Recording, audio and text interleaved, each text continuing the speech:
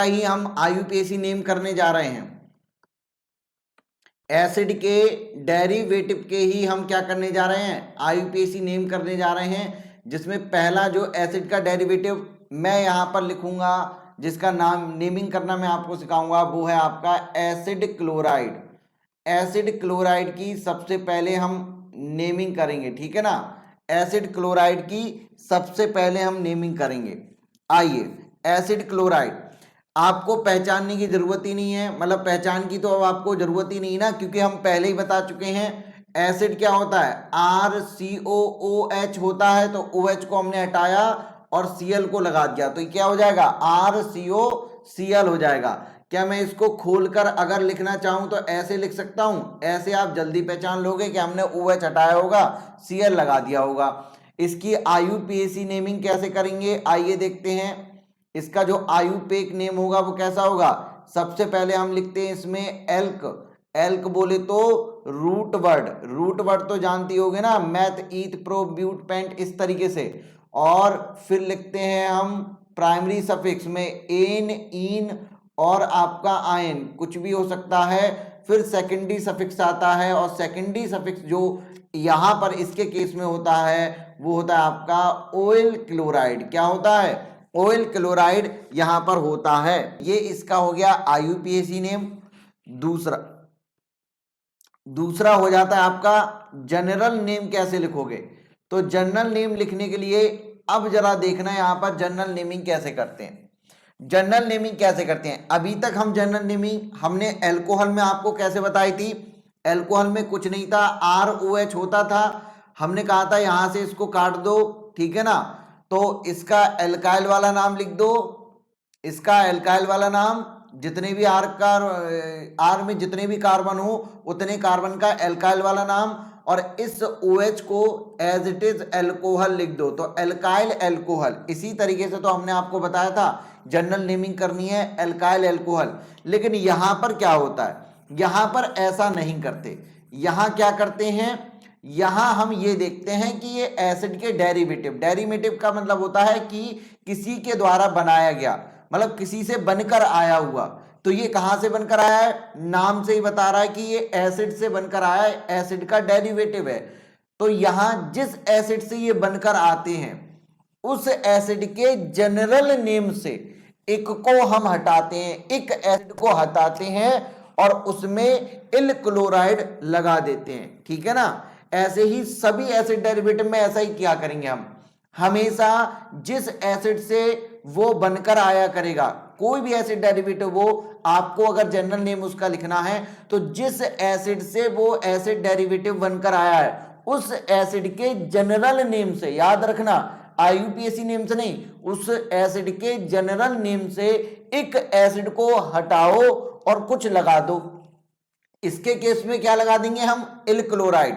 आगे जब बढ़ेंगे तो उसके केस में क्या लगाएंगे वो हम आपको आगे चल के बताएंगे, ठीक है।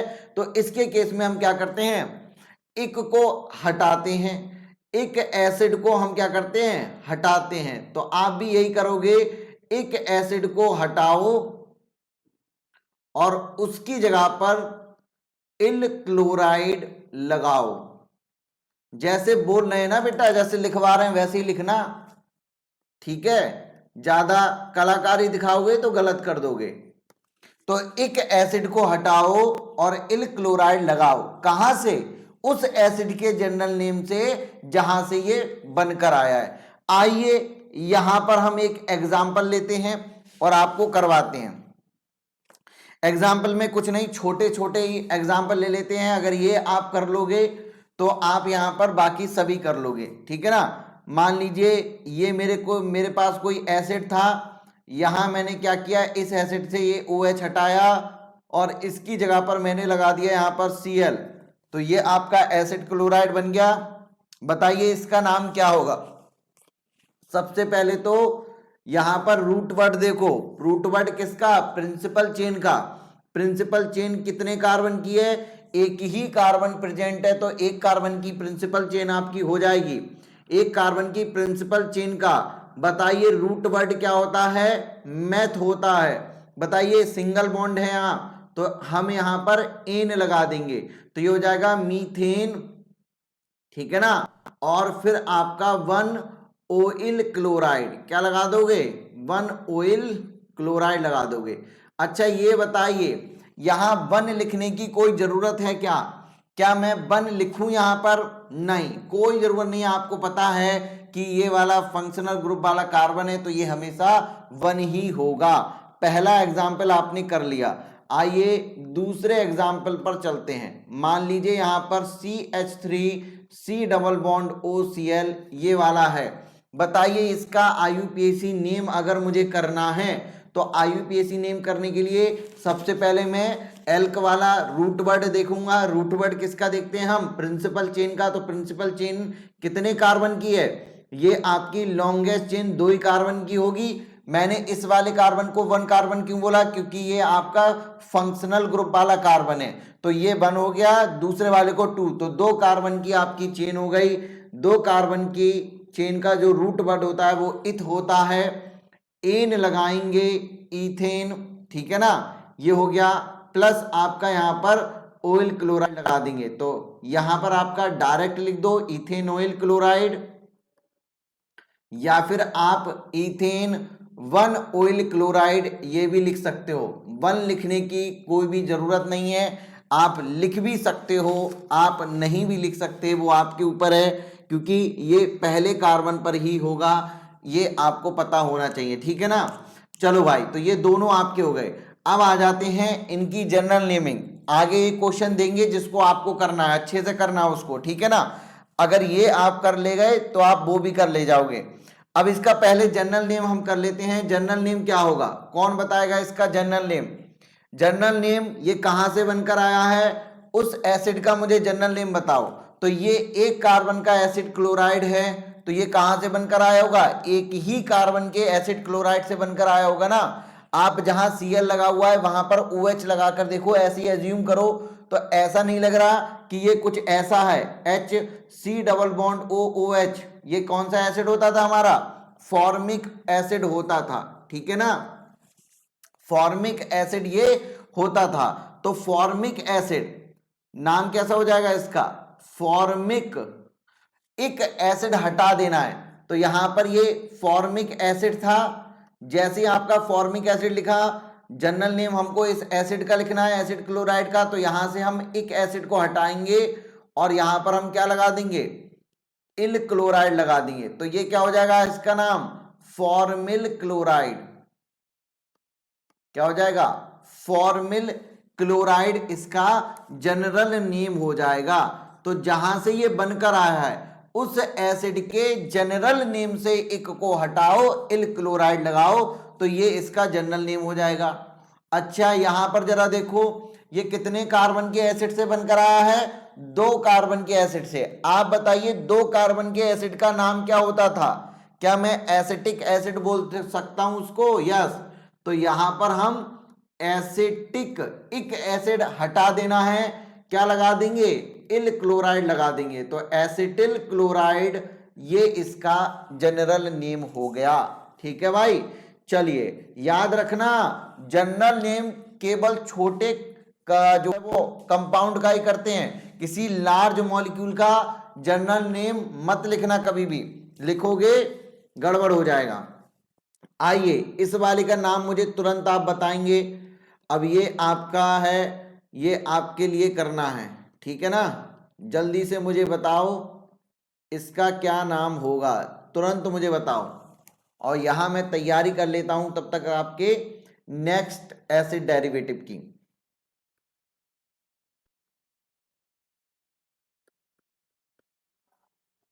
कलर चेंज कर दें, एक जैसा हो जा रहा है। आप ऊपर वाले का नाम लिखिए, मैं तब तक नेक्स्ट एसिड डेरिवेटिव की तैयारी कर रहा हूं आपका।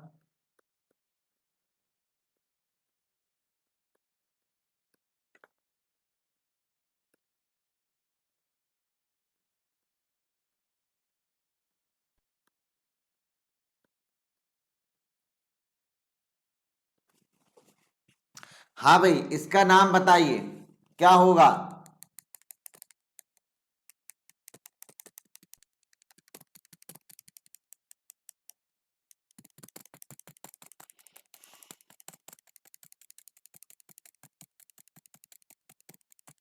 चलो भाई सब लोग मिलाएंगे। नंबरिंग कहां से स्टार्ट करें, यहां से या यहां से या यहां से, कहां से? टर्मिनल। पहले तो प्रिंसिपल चेन आप बताओ, प्रिंसिपल चेन क्या होगी? क्या मैं प्रिंसिपल चेन ये मान लूं? नहीं, ये वाली प्रिंसिपल चेन नहीं मान सकते, क्योंकि आपने फंक्शनल ग्रुप को यहां छोड़ दिया। और अगर आप यहां पर इस फंक्शनल ग्रुप को इंक्लूड कर रहे हो तो कहीं आपके मन में ये भी आ सकता है कि प्रिंसिपल चेन हम ये वाली मान लें, तो ये वाली भी नहीं मान सकते, क्योंकि यहाँ डबल बॉन्ड मिस हो जाएगा। तो आपको ऑयल क्लोराइड को भी आपको क्या करना है, इंक्लूड करना है, और आपको डबल बॉन्ड को भी। तो ये वाली स्ट्रेट चेन जो हो जाएगी प्रिंसिपल चेन हो जाएगी। अब इसमें इस वाले एंड से नंबरिंग करेंगे, क्योंकि ये फंक्शनल ग्रुप का कार्बन है, तो इसको 3 नंबर मिलेगा और टोटल 5 कार्बन की ये चेन आ जाएगी। ये जो CH3 है ये किसकी तरह काम करने लगेगा, सब्स्टिट्यूएंट ग्रुप की तरह। आइए इसका नाम लिखते हैं। सबसे पहले हम क्या लिखते हैं, सब्स्टिट्यूएंट ग्रुप का नाम लिखते हैं। तो ये हो जाएगा आपका 2 मिथाइल, फिर आपका कितने कार्बन का है, 5 कार्बन का। तो ये आपका हो जाएगा पेंट, 2 मिथाइल पेंट।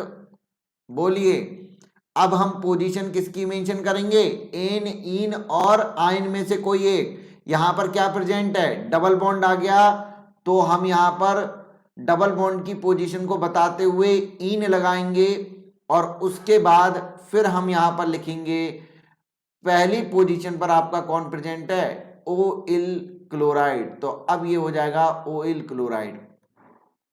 कितने लोगों का ये नाम आया, 2 मिथाइल पेंट 3 इन 1 ऑयल क्लोराइड, या केवल ऑयल क्लोराइड 1 लिखने की जरूरत ही नहीं है।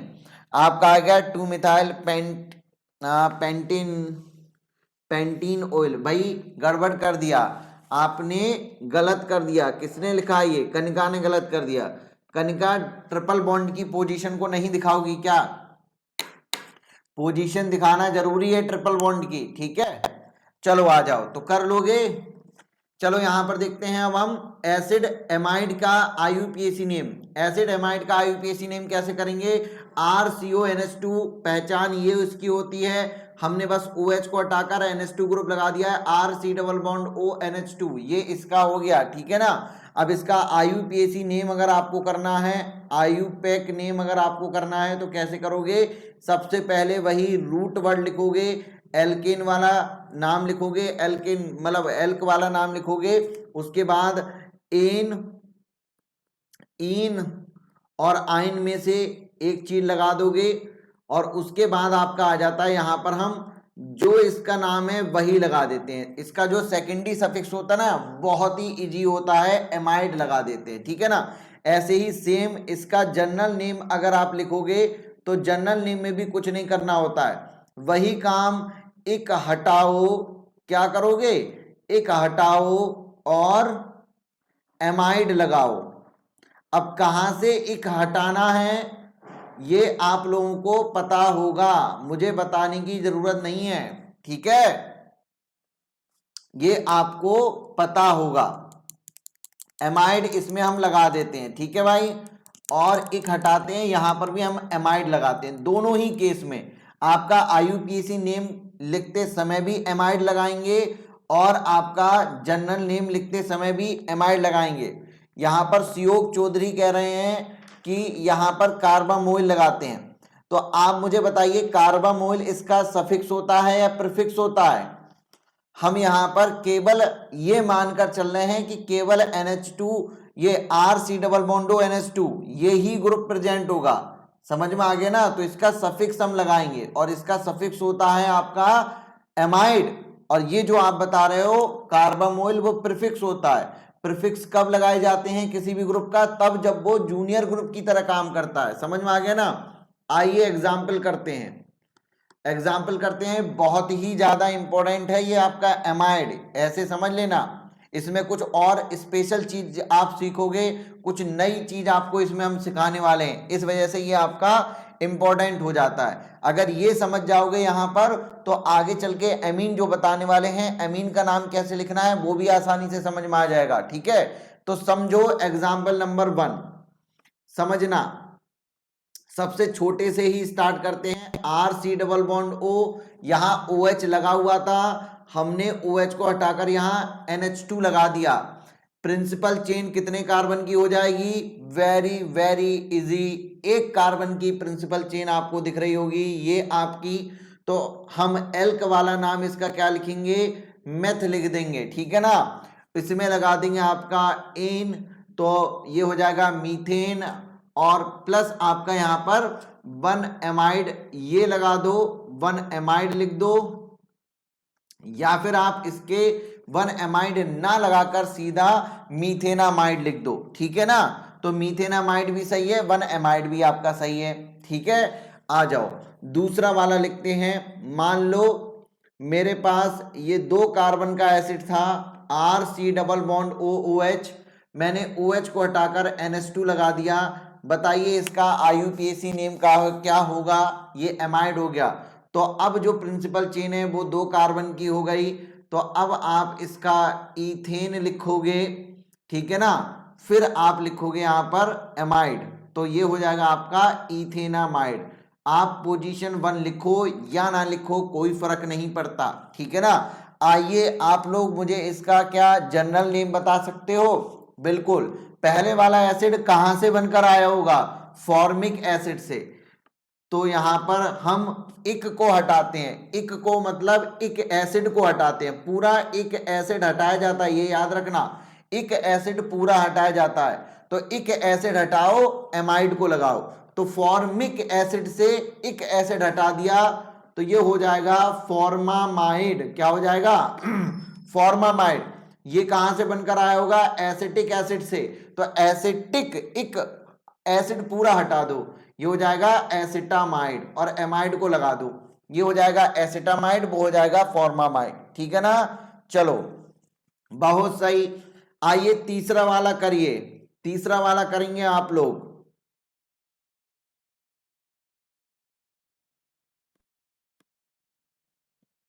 बताइए इसका IUPAC नेम क्या होगा? जल्दी से बताएंगे सभी लोग, इसका IUPAC नेम क्या होगा? इसका IUPAC नेम क्या होगा बताओ?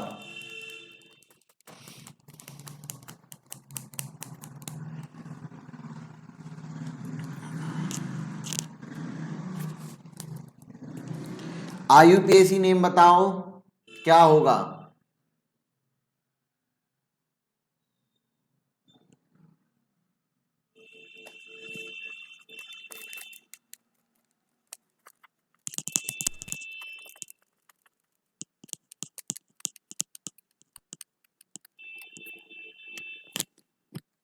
थ्री मिथाइल ब्यूटेनामाइड आ रहा है, बहुत सही।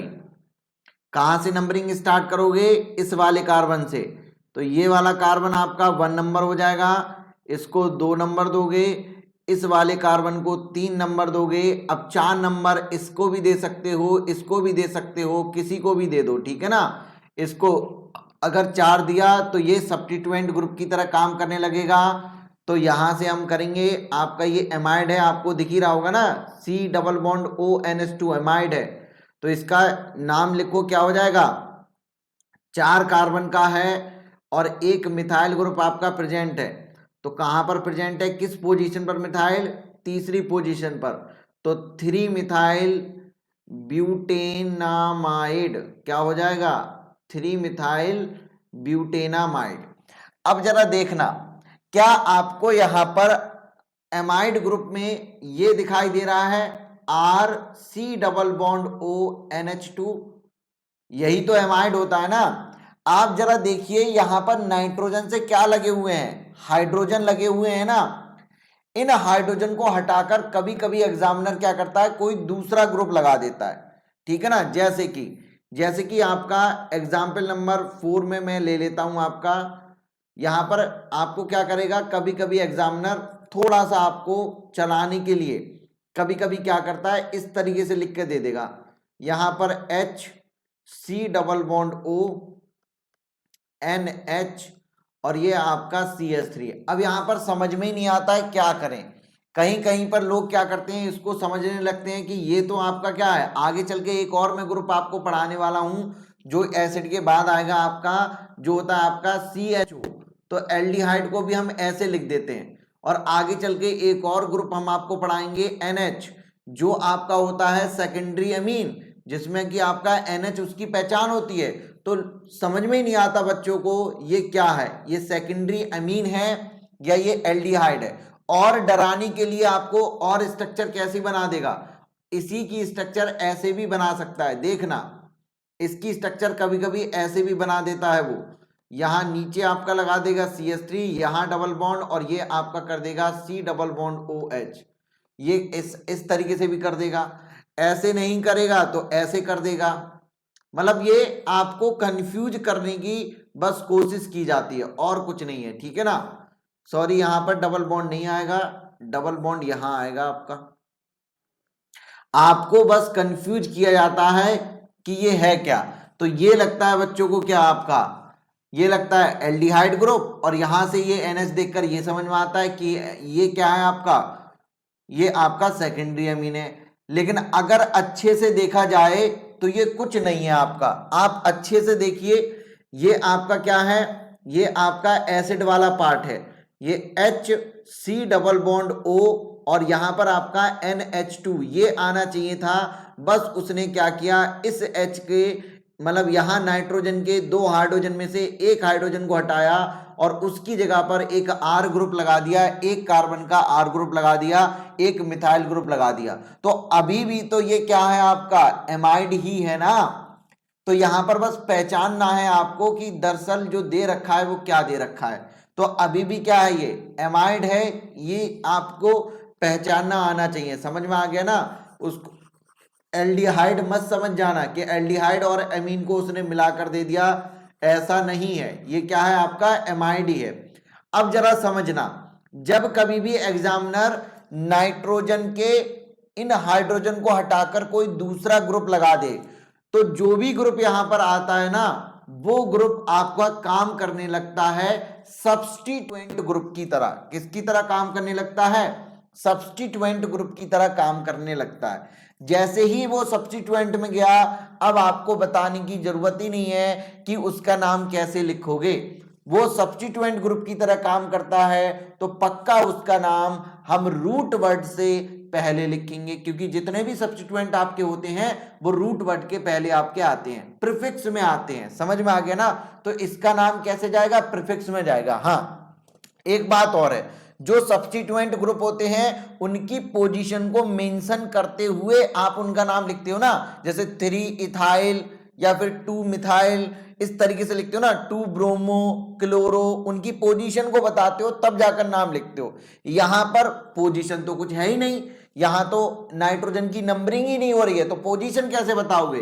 तो यहां पोजीशन नहीं बताई जाती, यहां जहां वो लगा हुआ होता है उसी को बता देते हैं। मतलब ये सब्स्टिट्यूएंट ग्रुप कहां लगा हुआ है, नाइट्रोजन पर, तो हम यहां पर इसका नाम लिखते समय N को वहां पर लिखते हैं कि N मिथाइल, क्या लिखते हैं, N मिथाइल। तो समझ में आ जाता है कि एमाइड में एक मिथाइल ग्रुप नाइट्रोजन के हाइड्रोजन को सब्स्टिट्यूट करके लगाया गया होगा। कैसे लिखेंगे इसका नाम, आइए देख लेते हैं। यहां प्रिंसिपल चेन कितने कार्बन की है, एक कार्बन की प्रिंसिपल चेन है। तो आइए अब लिखते हैं, ये आपका सब्स्टिट्यूएंट ग्रुप की तरह काम करेगा। कहां लगा हुआ है, N पोजीशन पर लगा हुआ है, नाइट्रोजन पर, तो इसका नाम हो जाएगा N मिथाइल। ठीक है, एक कार्बन की है तो इसको हम मीथेन लिखेंगे, मीथेन, और पूरे को लिख देंगे एमाइड, तो N मिथाइल मीथेनामाइड। ठीक है ना, क्या हो जाएगा, N मिथाइल मीथेनामाइड इसका नाम हो जाएगा। आई होप कि अब आप लोग समझ गए होंगे। पांचवा तो अब आप धुआंधार तरीके से उड़ा दोगे। आप बताइए इसका नाम क्या होगा। मान लीजिए अब उसने दोनों CH3 को सब्स्टिट्यूट कर दिया इधर से, पहले सॉरी दोनों हाइड्रोजन को कर दिया, पहले एक हाइड्रोजन क्या था, अब दोनों को कर दिया। तो अब बताइए इसका नाम क्या हो जाएगा। अब बताइए, अब एक हाइड्रोजन को सब्स्टिट्यूट किया गया है, दो को, अब एक मिथाइल ग्रुप लगा हुआ है या दो लिखे हुए हैं। तो नॉर्मल उसी तरीके से जब सेम पोजीशन पर दो आ जाते हैं तो हम दोनों पोजीशन को मेंशन करते हैं ना कि N, या 2, 2 कितने मिथाइल, डाई मिथाइल।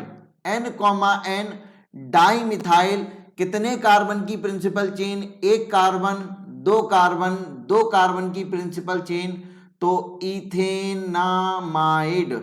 बोलो, नहीं समझ में आ रहा है?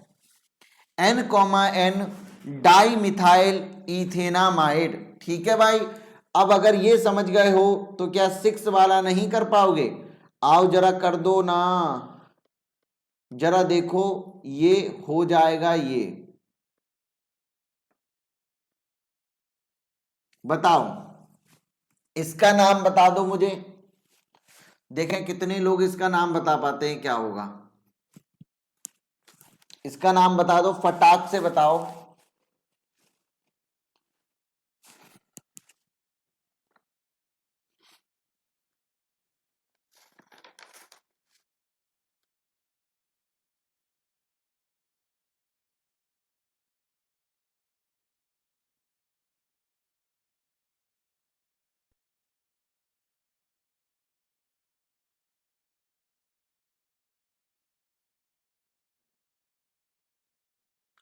4 में दो कार्बन है, दो कार्बन कहाँ है बेटा?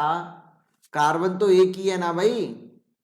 हम यहाँ पर जो ये मेथ, ईथ, प्रोप, ब्यूट ये सब लिखते हैं, ये कौन से का लिखते हैं? प्रिंसिपल चेन का लिखते हैं। तो ये वाला जो कार्बन है ये तो आपका सब्स्टिट्यूएंट ग्रुप हो गया ना ये, तो इसका तो हमने मिथाइल लिख दिया ना यहाँ पर। ये इससे कोई ये प्रिंसिपल चेन में काउंट तो होगा नहीं, ठीक है ना। प्रिंसिपल चेन में कौन काउंट होता है? प्रिंसिपल चेन होती है आपकी लॉन्गेस्ट, ऐसी लॉन्गेस्ट चेन जो कंटिन्यूअस कार्बन की होती है। कॉन्टिन्यूअस कार्बन की लॉन्गेस्ट चेन कभी भी नाइट्रोजन के इधर वाले ये जो कार्बन होंगे ये प्रिंसिपल चेन में काउंट नहीं होंगे, क्योंकि यहां पर जरा देखो, इस कार्बन और इस कार्बन के बीच में ये नाइट्रोजन आ गया।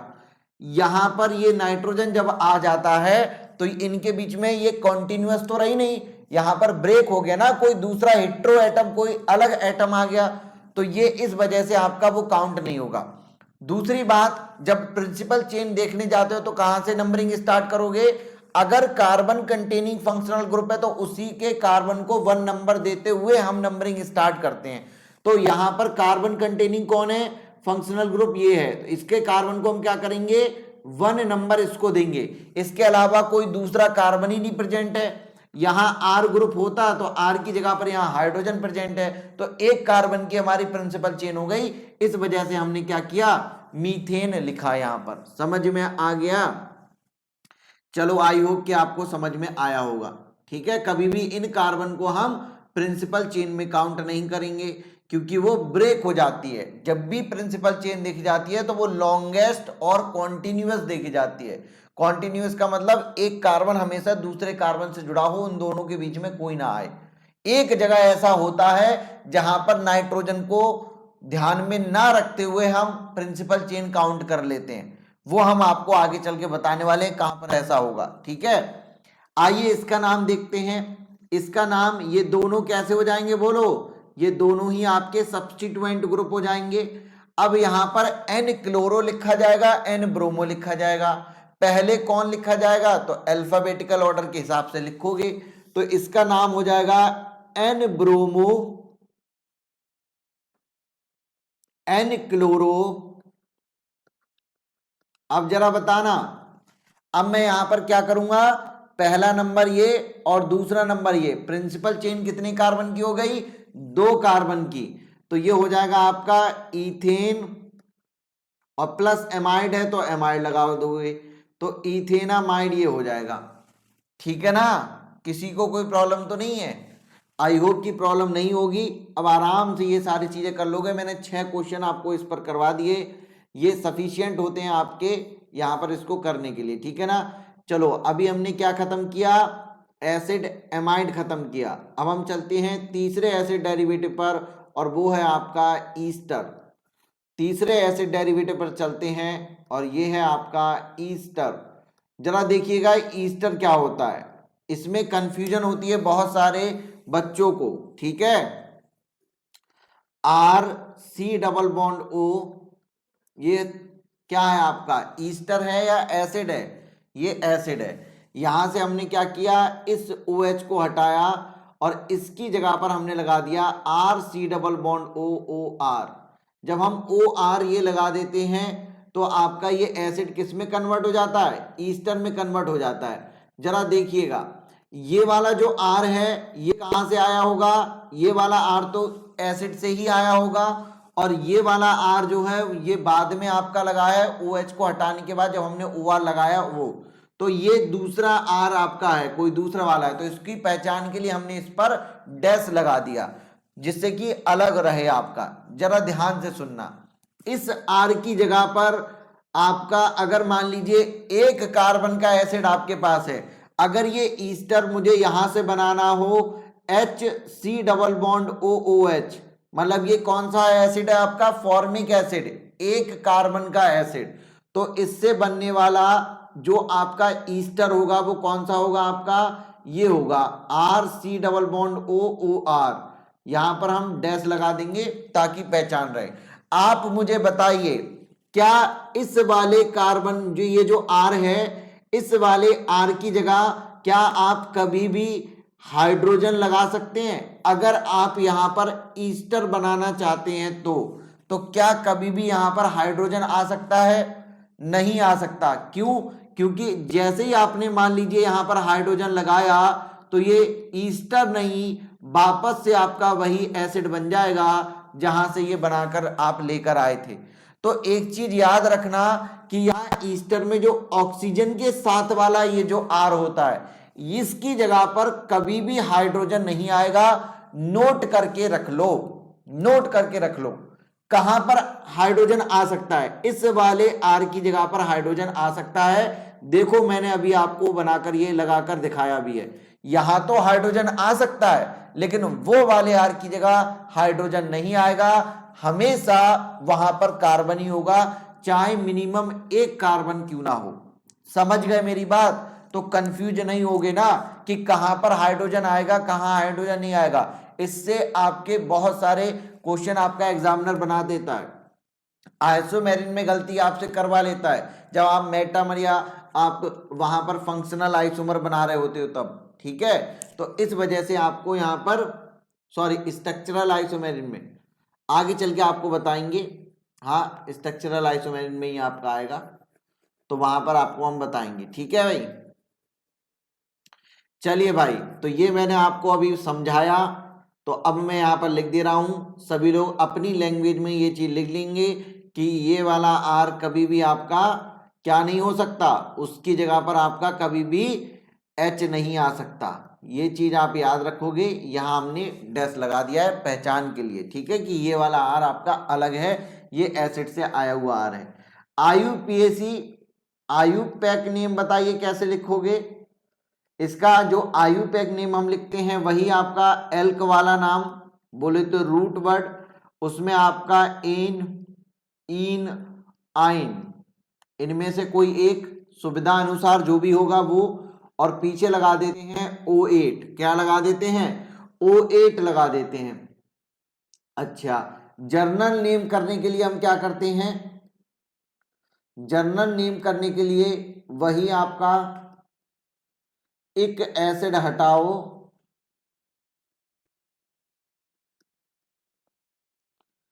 और 8 लगाओ, एक एसिड हटाओ 8 को लगाओ, ये कर देते हैं। एग्जाम्पल देखते हैं बिना समय गवाए। सबसे छोटा ईस्टर आपका यही होगा, बोलिए इससे छोटा ईस्टर तो हो ही नहीं सकता ना।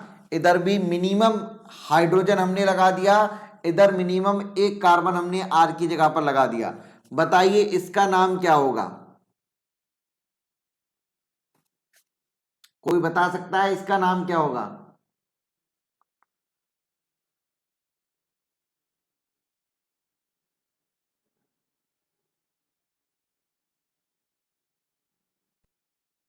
एक चीज मैं आपको और बताना चाहता हूं, यहां पर IUPAC नेम से पहले एक चीज मैं और आपको बता दूं, जरा समझिएगा।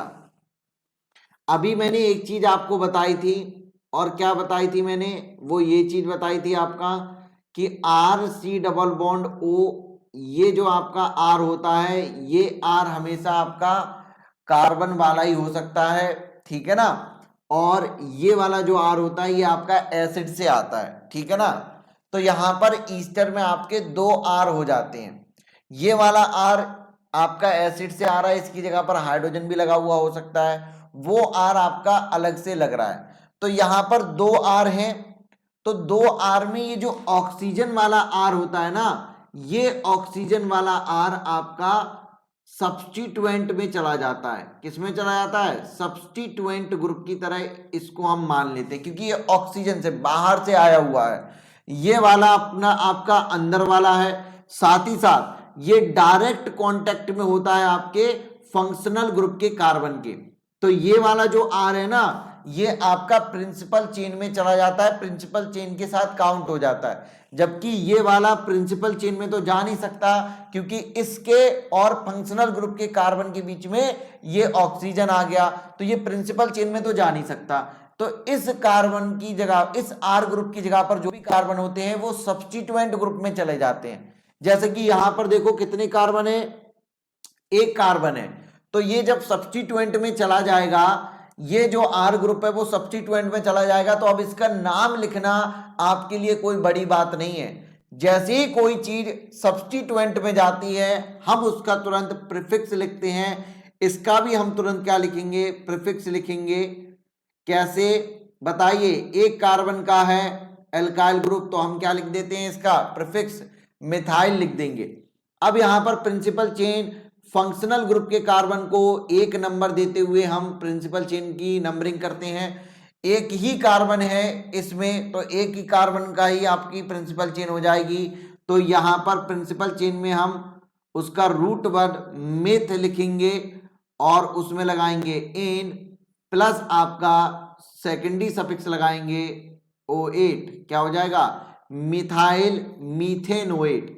क्या यहां पर वन लिखने की जरूरत है? नहीं, क्योंकि ये वन पर ही प्रेजेंट होगा। तो मिथाइल मीथेन ओएट, ये इसका नाम हो गया, मिथाइल मीथेनोएट। ठीक है, समझ में आया आपको? इस वाला वो आर जो आपका ऑक्सीजन से जुड़ा हुआ है, वो आर हमेशा किसकी तरह काम करेगा? सब्स्टिट्यूएंट ग्रुप की तरह काम करेगा। सब्स्टिट्यूएंट ग्रुप की तरह वो काम करेगा, ठीक है ना। क्यों? क्योंकि वो बाहर से आया हुआ है। ये वाला आर क्या कभी भी सब्स्टिट्यूएंट ग्रुप हो सकता है? नहीं। क्यों? क्योंकि ये एसिड से आता है, पहली बात तो ये। दूसरी बात, ये डायरेक्ट कांटेक्ट में है आपके किसके? फंक्शनल ग्रुप के कार्बन के। इस वजह से वो कभी भी सब्स्टिट्यूएंट ग्रुप में नहीं जा सकता। जब पहला एग्जाम्पल कर लिए हो तो दूसरा एग्जाम्पल तो आपके लिए हलवा है। आप दूसरा वाला तो एकदम अच्छे तरीके से आप कर दोगे।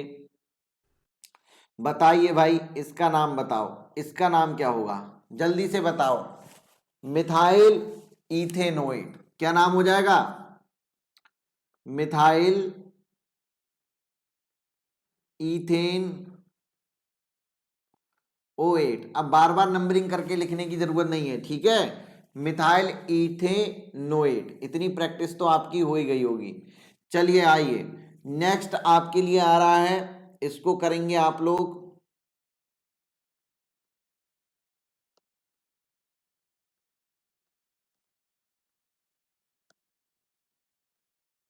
इसका नाम देखें कौन लिख पाता है?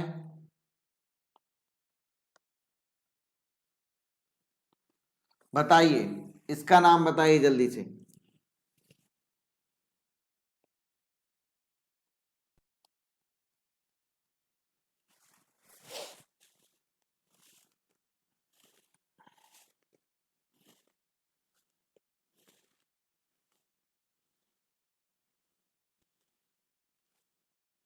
बताइए भाई जल्दी से।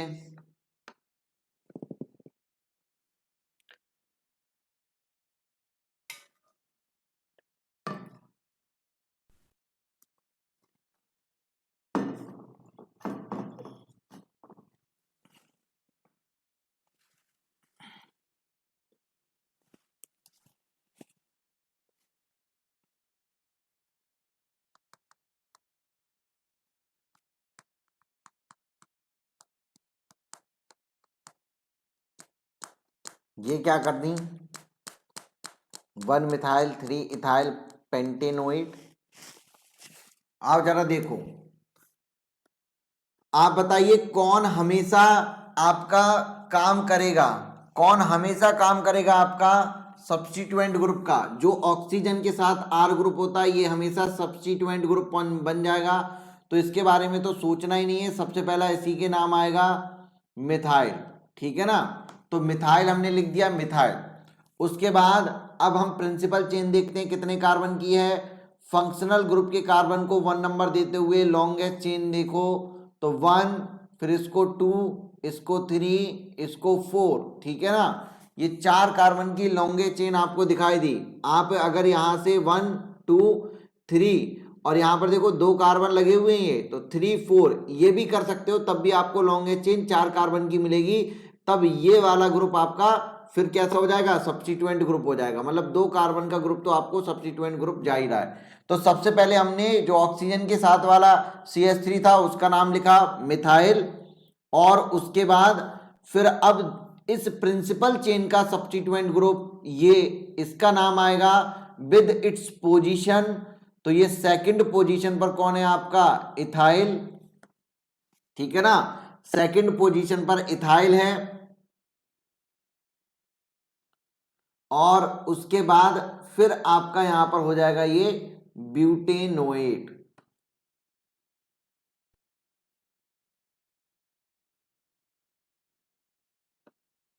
ठीक है।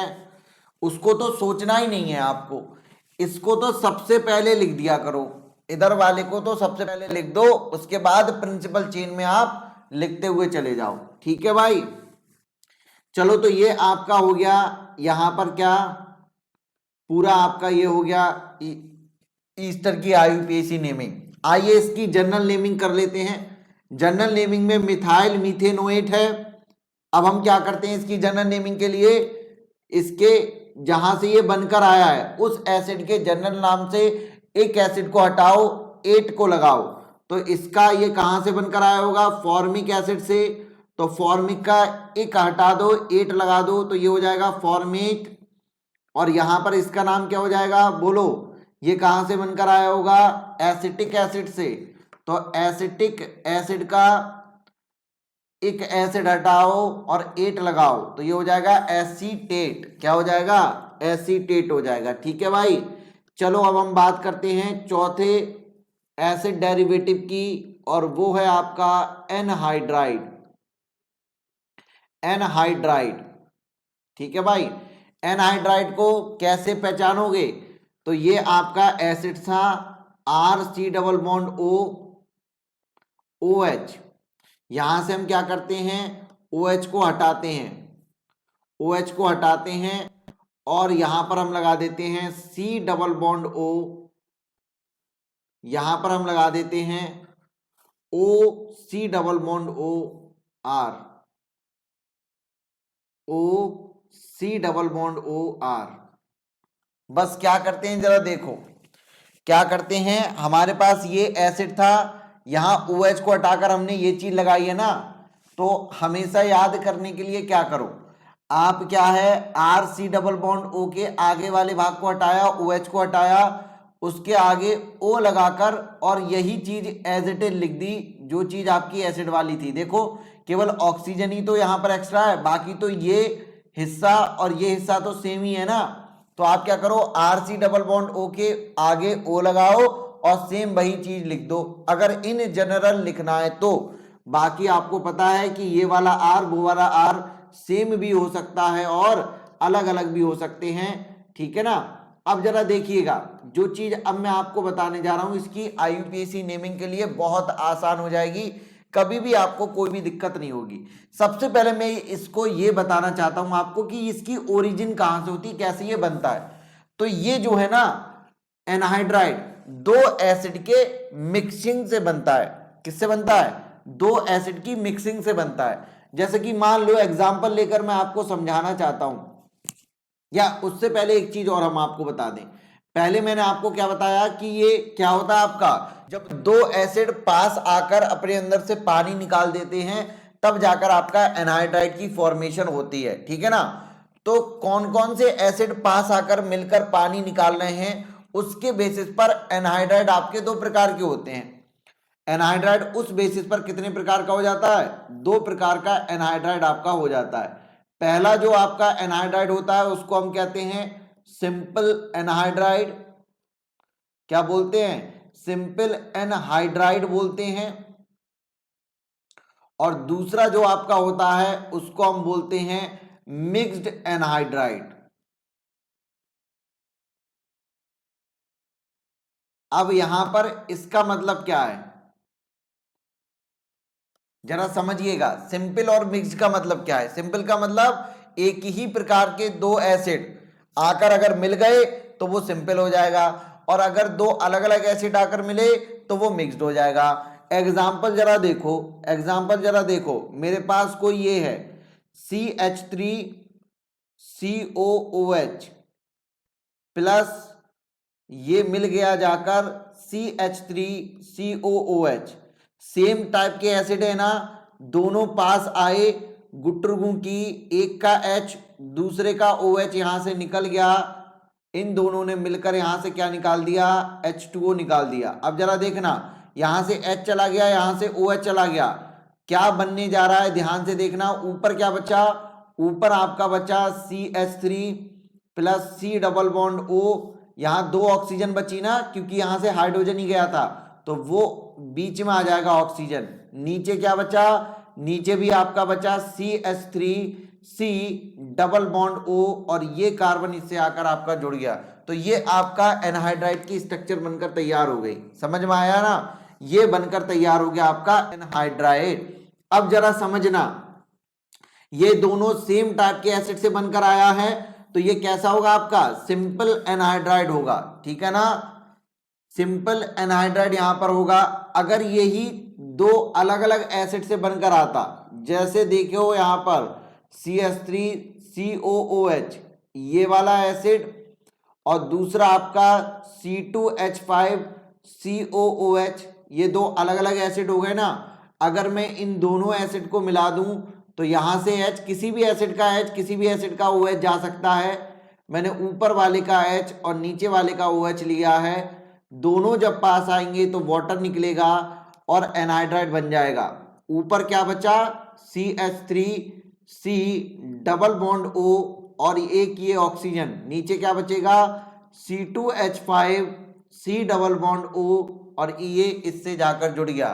तो ये कैसा बना, देखो मिक्स्ड टाइप का एनहाइड्राइड बना। नीचे 3 कार्बन का एसिड था, ऊपर 2 कार्बन का एसिड था, तो ये मिक्स्ड टाइप का एनहाइड्राइड है, ठीक है ना। अब बात आती है कि ये तो समझ में आ गया कि एनहाइड्राइड दो प्रकार के होते हैं, सिंपल हो सकता है, मिक्स्ड हो सकता है। इसकी IUPAC नेमिंग कैसे करें ये बता दो।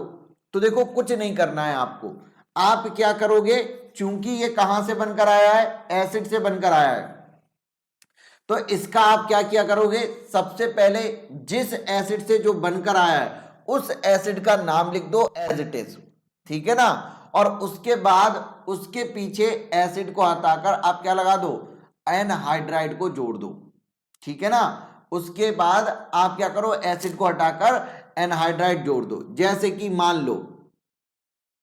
मान लो ये वाला मेरे पास एनहाइड्राइड है, IUPAC नेमिंग में कर रहा हूं। IUPAC नेमिंग इस वाले की करते हैं, यही लिखकर आपको दिखा देते हैं, इस वाले की IUPAC नेमिंग करो। ये कहां से मिलकर बना है आपका ये बना है एसिटिक एसिड से। कहां से बना है, एसिटिक एसिड से। तो आप क्या करोगे, या फिर मैं इसको एसिटिक एसिड तो इसका जनरल नेम हो गया, ये कहां से बना है आपका, इथेनोइक एसिड से। कहां से बनकर आया, इथेनोइक एसिड। तो मैं ऊपर लिख दे रहा हूं यहां पर, समझिएगा नीचे जगह कम है तो यहां लिख दे रहा हूं, तो इथेनोइक एसिड से।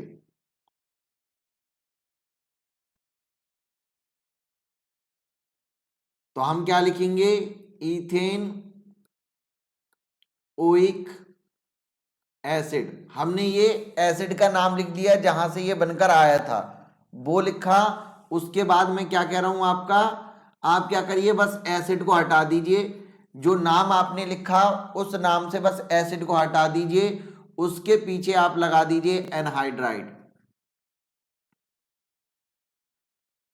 बस।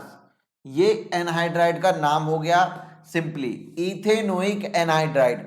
इस चीज से साफ साफ पता चल रहा है कि अगर एनहाइड्राइड है तो एनहाइड्राइड का मतलब ही होता है दो एसिड का मिलना, ठीक है ना। दो एसिड जब मिलेंगे तो दो आर आएंगे, तो जब आपके कौन से दो एसिड मिल रहे होंगे, दो कार्बन वाले दो एसिड मिल रहे होंगे, तब जाकर जो एनहाइड्राइड बनेगा वो बन जाएगा आपका इथेनोइक एनहाइड्राइड, ठीक है ना। अब यहां जरा देखो, अगर ये तो सिंपल टाइप के एनहाइड्राइड की आपकी हो गई, ठीक है ना।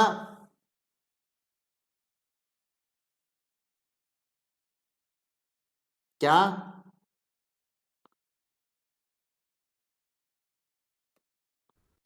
जरा देखो यहां पर, अब जरा देखो यहां कितने कार्बन का है, ये आपका दो कार्बन का ऊपर है, नीचे आपका तीन कार्बन का है, ये मिक्स्ड टाइप का है।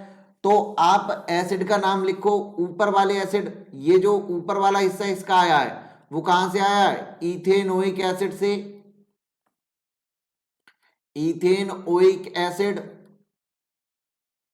नीचे वाला कहां से आया होगा, प्रोपेन ओइक एसिड से। जब ये दोनों मिले तब आपका बना एनहाइड्राइड। हमने क्या बोला, दोनों का नाम लिखो, एसिड को मिटा दो और फिर एनहाइड्राइड लगा दो। तो अब ऊपर वाले का इथेनोइक एसिड है, नीचे वाले का प्रोपेनोइक एसिड है। अब जरा मेरी बात सुनना, जब दो अलग अलग टाइप के जब एसिड हो जाते हैं ना, तो हम क्या करते हैं, दोनों एसिड का नाम लिखते हैं और एनहाइड्राइड का नाम लिखने के लिए उनको अल्फाबेटिकल ऑर्डर में अरेंज करके एसिड को मिटा के एनहाइड्राइड लिख देते हैं। दोनों को अल्फाबेटिकल ऑर्डर में लिखो, इथेनोइक एसिड पहले आएगा या प्रोपेनोइक एसिड, तो इथेनोइक पहले आएगा, तो हम क्या लिखेंगे, इथेनोइक। फिर आपका एसिड तो मिटा देते हैं ना, तो हमने एसिड को मिटा दिया, फिर आपका आ जाएगा प्रोपेनोइक, उसके बाद सिंपली लिख दो एनहाइड्राइड। इससे साफ साफ पता चल रहा है कि एक आपका इथेन वाला होगा, दूसरा वाला प्रोपेन वाला होगा, फिर उसके बाद एनहाइड्राइड बन गया आपका, ठीक है ना।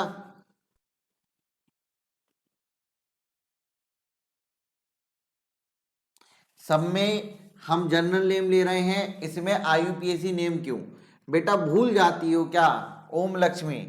हमने बताया था जनरल नेम हमेशा एक दो कार्बन तक लोगे, ठीक है ना, इससे आगे नहीं जाओगे। यहां पर एक दो कार्बन है क्या, इतना बड़ा कंपाउंड आपका है ये, इसका आईयूपीएसी नेम ही कुछ अलग तरीके से आपका हो रहा है, ठीक है ना।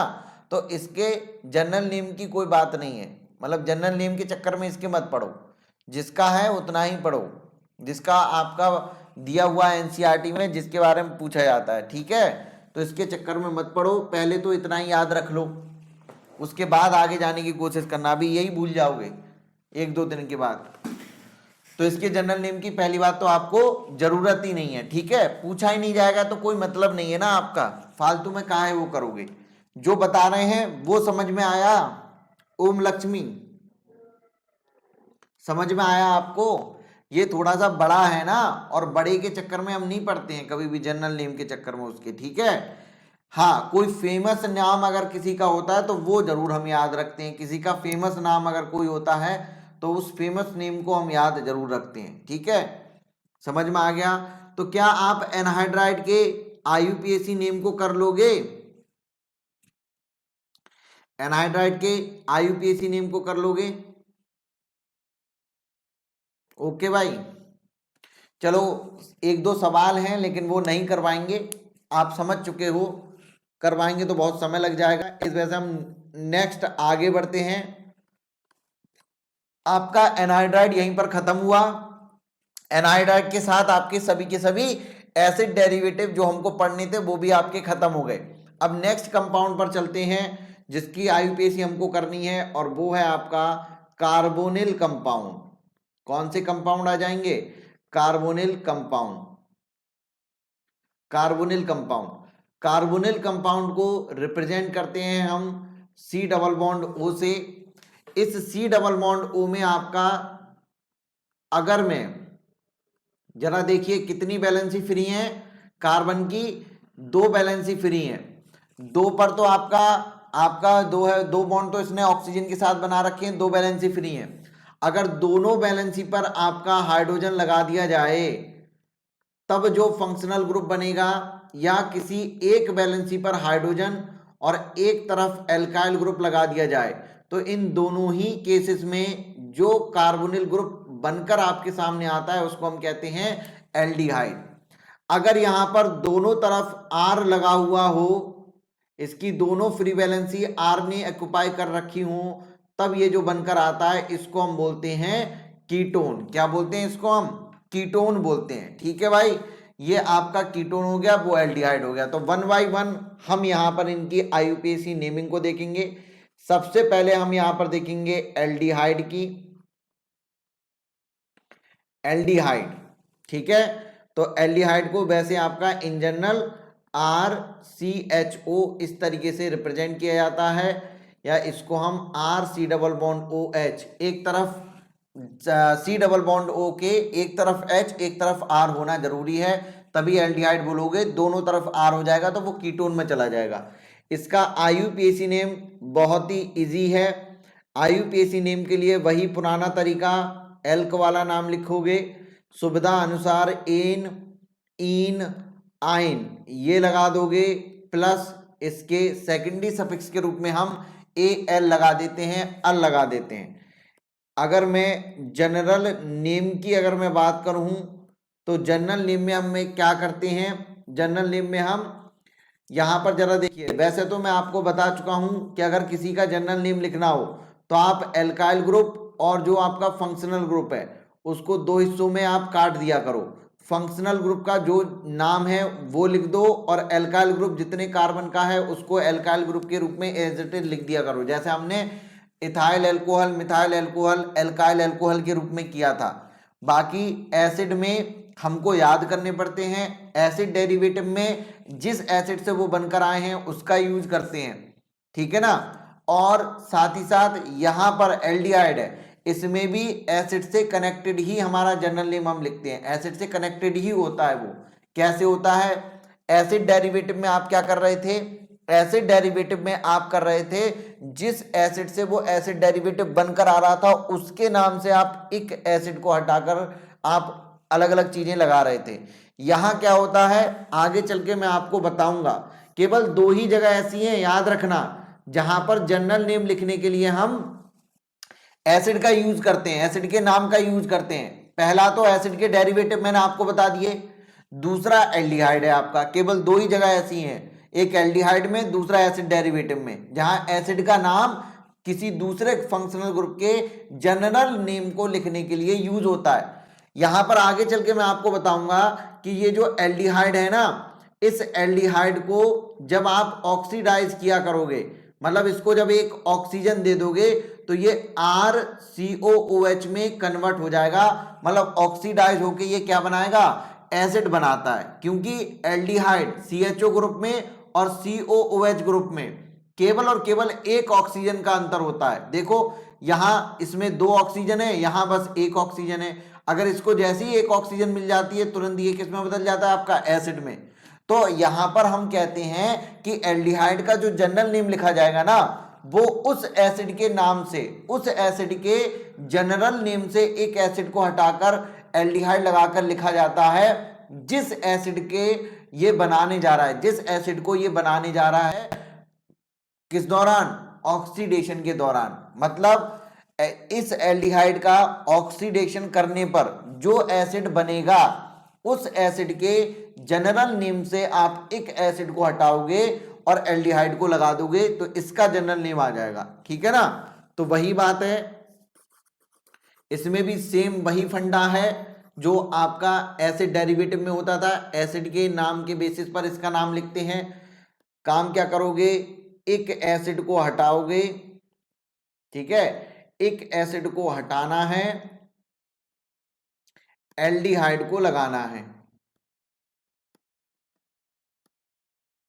अब ये याद रखना, ये कहां से आएगा, ये एक एसिड कहां से, उस एसिड से जब आपका ये ऑक्सीडेशन के दौरान जो एसिड ये बनाएगा, ऑक्सीडेशन वाला एसिड, ऑक्सीडेशन वाला एसिड, ठीक है ना। एल्डिहाइड के ऑक्सीडेशन से जो एसिड बनेगा उस एसिड के एक से उसके एसिड के जनरल नेम से एक को हटाओ और एल्डिहाइड को लगाओ, ठीक है भाई, समझ गए। आइए एग्जाम्पल कर लेते हैं, एक दो एग्जाम्पल आइए कर लेते हैं। सबसे छोटा एसिड, सबसे छोटा एल्डिहाइड आपका क्या हो सकता है? सबसे छोटा एल्डिहाइड,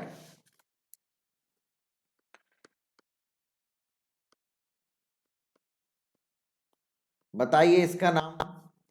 केवल एक कार्बन की आपकी है, एक कार्बन की प्रिंसिपल चेन है, तो हम क्या करेंगे, मेथ लिखेंगे, एन लगाएंगे प्लस आपका अल लगा देंगे, तो ये हो जाएगा आपका मीथेनल। अब आप बताइए, अगर मैं इसका ऑक्सीडेशन करा दूं, इसमें एक ऑक्सीजन को ऐड करा दूं, तो ये क्या बना देगा, फॉर्मिक एसिड बना देगा। तो फॉर्मिक एसिड के नाम से एक एसिड को हटाओ और एल्डिहाइड को लगाओ, तो ये हो जाएगा फॉर्मेल्डिहाइड। क्या हो जाएगा, फॉर्मेल्डिहाइड हो जाएगा, ठीक है भाई, समझ गए होगे पहला एग्जाम्पल। तो आ जाओ दूसरा एग्जाम्पल देख लो, CH3CHO। आप बताइए कितने कार्बन का है, एक कार्बन और दो कार्बन, दो कार्बन की प्रिंसिपल चेन है, तो ये हो जाएगा इथेनल, ठीक है ना। अगर इसका मुझे जनरल नेम करना है तो ये कहाँ से बनकर आया है, एसिटिक एसिड से बनकर आया है, तो ये हो जाएगा एसिटल्डिहाइड।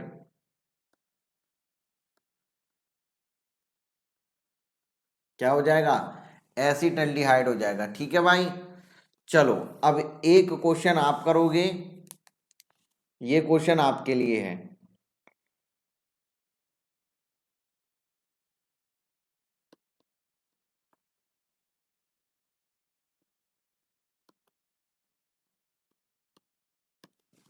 बताओ इसका IUPAC नेम, तब तक मैं दूसरे ग्रुप की तैयारी करता हूं।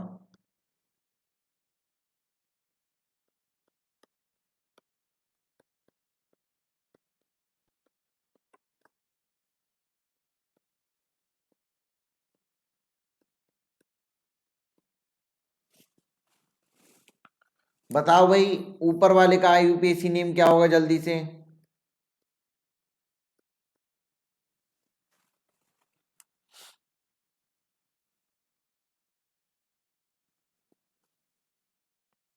बताओ।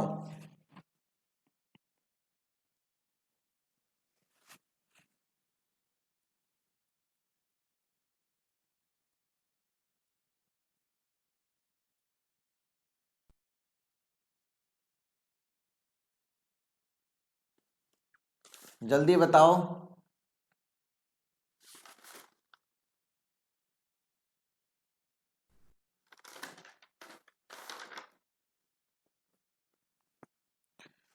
आने लगे जवाब, 2 एल्डो इथेनोइक एसिड, बहुत सही। क्या हम इसके कार्बन को काउंट करेंगे? सर एल्डो आ गया है तो कार्बन काउंट होंगे ना, हाँ, इसके कार्बन को आप काउंट करोगे, ठीक है ना। एल्डिहाइड के कार्बन को काउंट करोगे, 1 2 और 3, तो इसका कार्बन आपका काउंट हो जाएगा, ठीक है। तो यहां पर ये हो जाएगा, आगे चल के इसका एक रूल है वो लिखवाएंगे, अभी बस ऐसे ही करो। तो ये आपका हो जाएगा, कौन सी पोजीशन पर है, थर्ड पोजीशन पर। तो ये यहाँ पर आप लिख सकते हैं इसको 3 फॉर्मिल या 3 एल्डो, कुछ भी लिख दो, प्रोपेनोइक एसिड,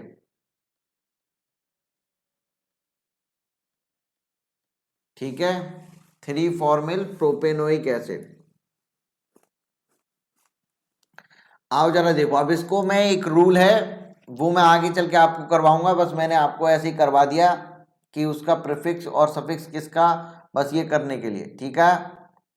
आओ जरा देखो, कीटोन का नाम देखो, कीटोन का नाम कैसे लिखोगे, वही आप एल्क वाला नाम लिखोगे प्लस अपनी सुविधा अनुसार एन, इन और आइन को लगाओगे, प्लस आप यहाँ पर कीटोन के केस में हम लगाते हैं क्या लगाते हैं,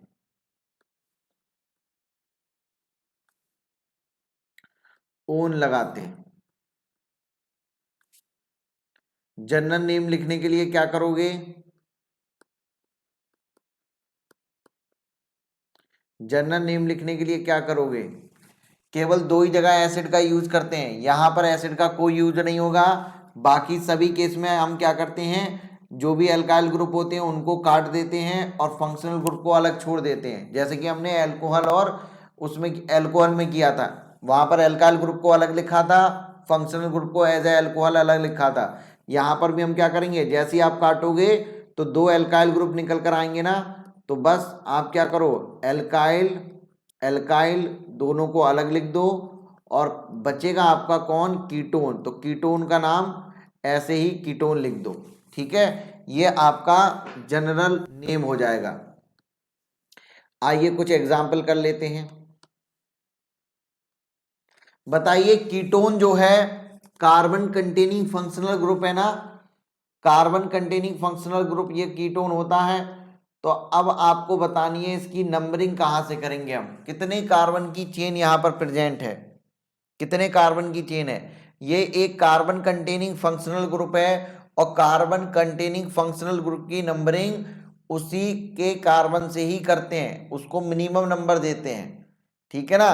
तो ये क्या हो जाएगा आपका प्रोपेनोन, कितने कार्बन की चेन होगी, इसको पहला नंबर मिलेगा या दूसरा नंबर, कौन बताएगा, इसको दूसरा नंबर मिलेगा, ठीक है ना। केवल आपका यही एक ऐसा एसिड जो आपका फंक्शनल ग्रुप है जिसमें कार्बन तो होता है लेकिन इसका कार्बन कभी भी पहले नंबर पर नहीं आता, ठीक है ना। इसका कार्बन कभी भी पहले नंबर पर नहीं आता, इसका मिनिमम नंबर जो होता है कीटोन का वो 2 होता है, मिनिमम नंबर इसका 2 होता है। इसका कभी भी आपका 1 हो ही नहीं सकता, क्योंकि जैसे ही आप 1 पर इसको लेकर जाओगे ये फिर कीटोन नहीं बचेगा, ये हो जाएगा एल्डिहाइड, ठीक है ना। तो याद रखना केवल आपका कीटोन ग्रुप ऐसा होता है जिसके लिए मिनिमम नंबर की अगर आप बात करते हो तो वो 2 होता है, ठीक है। इससे ज्यादा तो हो सकता है, इससे कम नहीं हो सकता, 1 नहीं हो सकता कभी भी। अगर आप अदर फंक्शनल ग्रुप की बात करोगे जिनमें कार्बन होता है उनके लिए मिनिमम नंबर 1 हो सकता है आपका, ठीक है ना। तो ये आपका यहां पर हो गया कीटोन।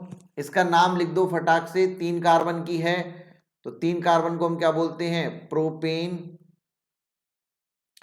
और ओन लगा देंगे यहां पर, ठीक है ना, क्योंकि कीटोन है तो प्रोपेनोन, ठीक है। तो ये आपका हो गया। अब मुझे नहीं लगता कि इसमें मुझे कुछ और करवाने की जरूरत है।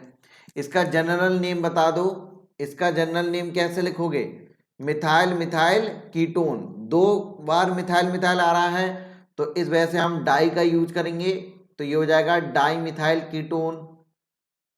एल्काइल एल्काइल कीटोन करते थे ना, तो जब दोनों 2 बार आपका सेम टाइप का आ जाता है तो डाई मिथाइल कीटोन कर दोगे।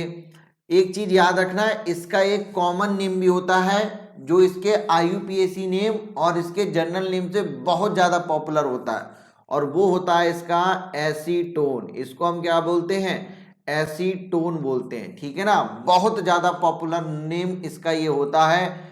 इसके आगे जब भी आप इसको बोलोगे तो देखते ही बताओगे कि एसीटोन है, बहुत ज्यादा फेमस ये होता है, ठीक है। तो ये सारी चीजें इसके बारे में हो गई। एक सवाल अगर करना चाहते हो तो कर सकते हो, आओ जरा करो।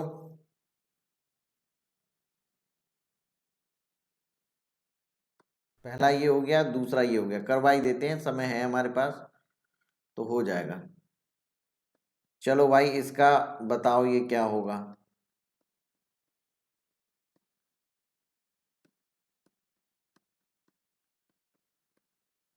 बताओ इसका IUPAC नेम जल्दी से।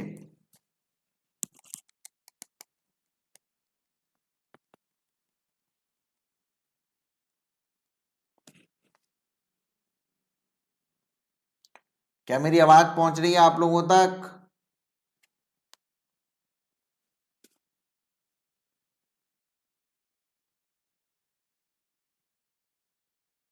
जल्दी बता दो इसका नाम।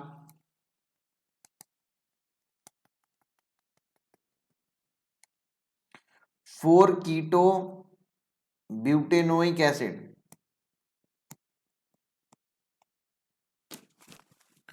कहां से नंबरिंग स्टार्ट करेंगे? यहां से, क्योंकि यहां पर ये सबसे senior most functional group present है COOH। तो दूसरा यहां पर, तीसरा यहां पर, चौथा ये और पांचवा ये, तो हो जाएगा आपका 4 ऑक्सो पेंटेन ओइक एसिड, ये आएगा। ठीक है,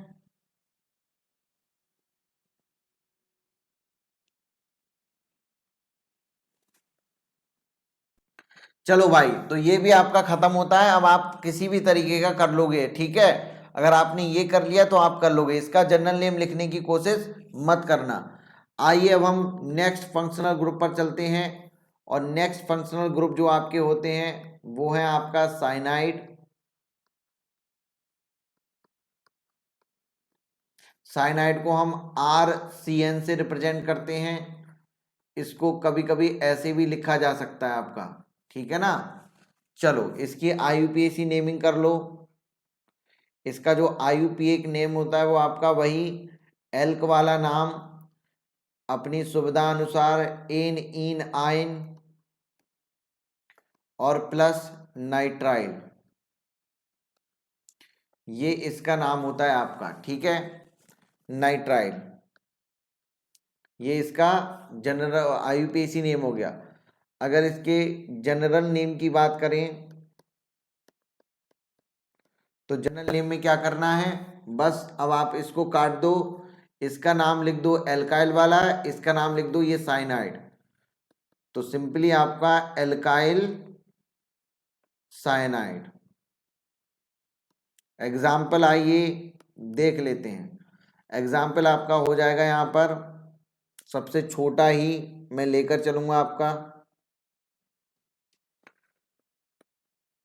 चलो भाई, CH3CN, बताओ फंक्शनल ग्रुप के पास कार्बन है या नहीं है? यस, फंक्शनल ग्रुप के पास कार्बन है, तो इसके कार्बन को प्रिंसिपल चेन में इंक्लूड किया जाएगा, यहीं से नंबरिंग स्टार्ट होगी। तो ये आपका 2 कार्बन की प्रिंसिपल चेन आई। 2 कार्बन की प्रिंसिपल चेन का जो एल्क वाला नाम होता है वो होता है ईथ होता है। यहाँ पर हम एन लगा देंगे, ठीक है ना। और उसके बाद नाइट्राइल, इथेन नाइट्राइल, ये आपका हो जाएगा। क्या हो जाएगा? Ethane nitrile. इथेन नाइट्राइल ये हो जाएगा। Example number 1। चलिए यही एग्जाम्पल रहने देते हैं, और भी कर लोगे ना, ठीक है। ज्यादा मैं बढ़ाना नहीं चाहता हूं, इसको कर लोगे। इसके बाद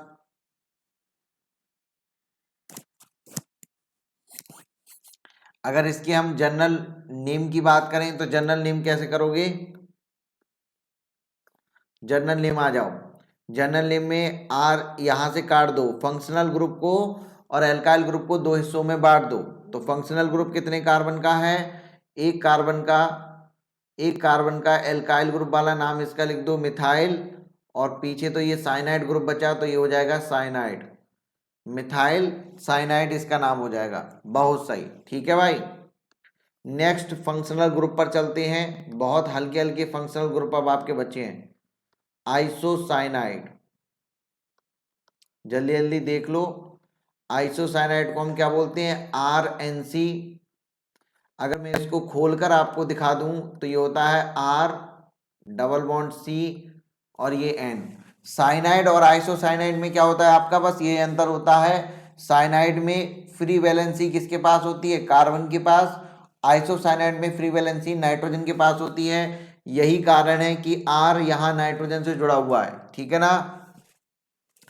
आओ भाई, ऐसे ना करो, जल्दी जल्दी लिखो, फिर समय हो जाएगा, फिर मुझे आपका फिर मैं खत्म नहीं करवा पाऊंगा, ठीक है। तो ऐसे समय ना लो, जल्दी जल्दी लिखा करो अगर लिखना है तो। अब जरा देखना है यहां पर क्या होगा। यहां पर IUPAC name, IUPAC name same वैसा ही होगा आपका। एल्क वाला नाम एन इन और आइन, ये सारी चीजें आपकी होंगी, और बस वहां पर नाइट्राइल लगाया था, यहां पर हम आइसोनाइट्राइल लगा देते हैं। आइसोसाइनाइड है ना, तो आइसोनाइट्राइल ये आपका लगा देते हैं बस, ठीक है। जनरल नेम अगर आपको करना है, जनरल नेम करना है तो कुछ नहीं करना, यहां से इसको काट दो और इसका एल्काइल वाला और इसको आइसोसाइनाइड ऐसे ही लिख दो, तो ये हो जाएगा आपका एल्काइल आइसोसाइनाइड। एग्जाम्पल के तौर पर CH3NC, ये आपका कंपाउंड आपके पास है। अब यहां पर बात है जो है वो एक चीज याद रखने वाली है। क्या बात याद रखने वाली है? अभी कुछ देर पहले मैंने आपको क्या बताया था कि जब भी हम प्रिंसिपल चेन लेते हैं तो लॉन्गेस्ट कार्बन की लेते हैं। लॉन्गेस्ट के साथ साथ एक शब्द मैंने और बोला था, वो था कॉन्टिन्यूअस। तो लॉन्गेस्ट कॉन्टिन्यूअस कार्बन की चेन लेते हैं। लेकिन ये यहां पर क्या होता है आपका, एक ऐसा होता है लॉन्गेस्ट कॉन्टिन्यूअस का मतलब भी मैंने आपको बताया था, फिर मैं इस पर आता हूं, एक बार फिर से मतलब बता दें। लॉन्गेस्ट कॉन्टिन्यूअस का मतलब है कि एक कार्बन अपने जैसे दूसरे कार्बन के साथ जुड़ता चला जाए, बीच में कोई दूसरा एटम ना आए। यहां पर जरा देखो, इस कार्बन और इस कार्बन के बीच में ये नाइट्रोजन आकर बैठ जाता है, ठीक है ना। तो हमको ये प्रिंसिपल चेन में ये वाला कार्बन काउंट नहीं करना चाहिए, लेकिन यहां पर इस वाले कार्बन को काउंट कर लेते हैं। यहां पर इस नाइट्रोजन को नेग्लेक्ट करते हुए इसको हम काउंट कर लेते हैं, ठीक है ना। ये चीज याद रखना, बस यहीं पर होता है, बाकी किसी केस में नहीं होता है। तो यहां पर जैसे ही आप इसको काउंट करोगे, कितने कार्बन की हो जाएगी बताइए? 2 कार्बन की आपकी हो जाएगी ना, प्रिंसिपल चेन 2 कार्बन की हो जाएगी। तो 2 कार्बन के को हम क्या बोलते हैं? ईथेन। क्या बोलते हैं? ईथेन।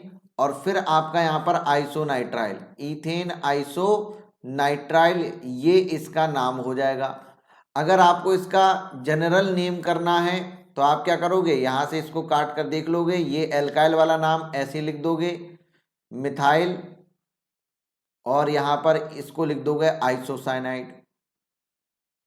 तो मिथाइल आइसोसाइनाइड ये भी इसका करेक्ट नेम है, और ऊपर वाला ईथेन आइसोनाइट्राइल ये भी इसका है।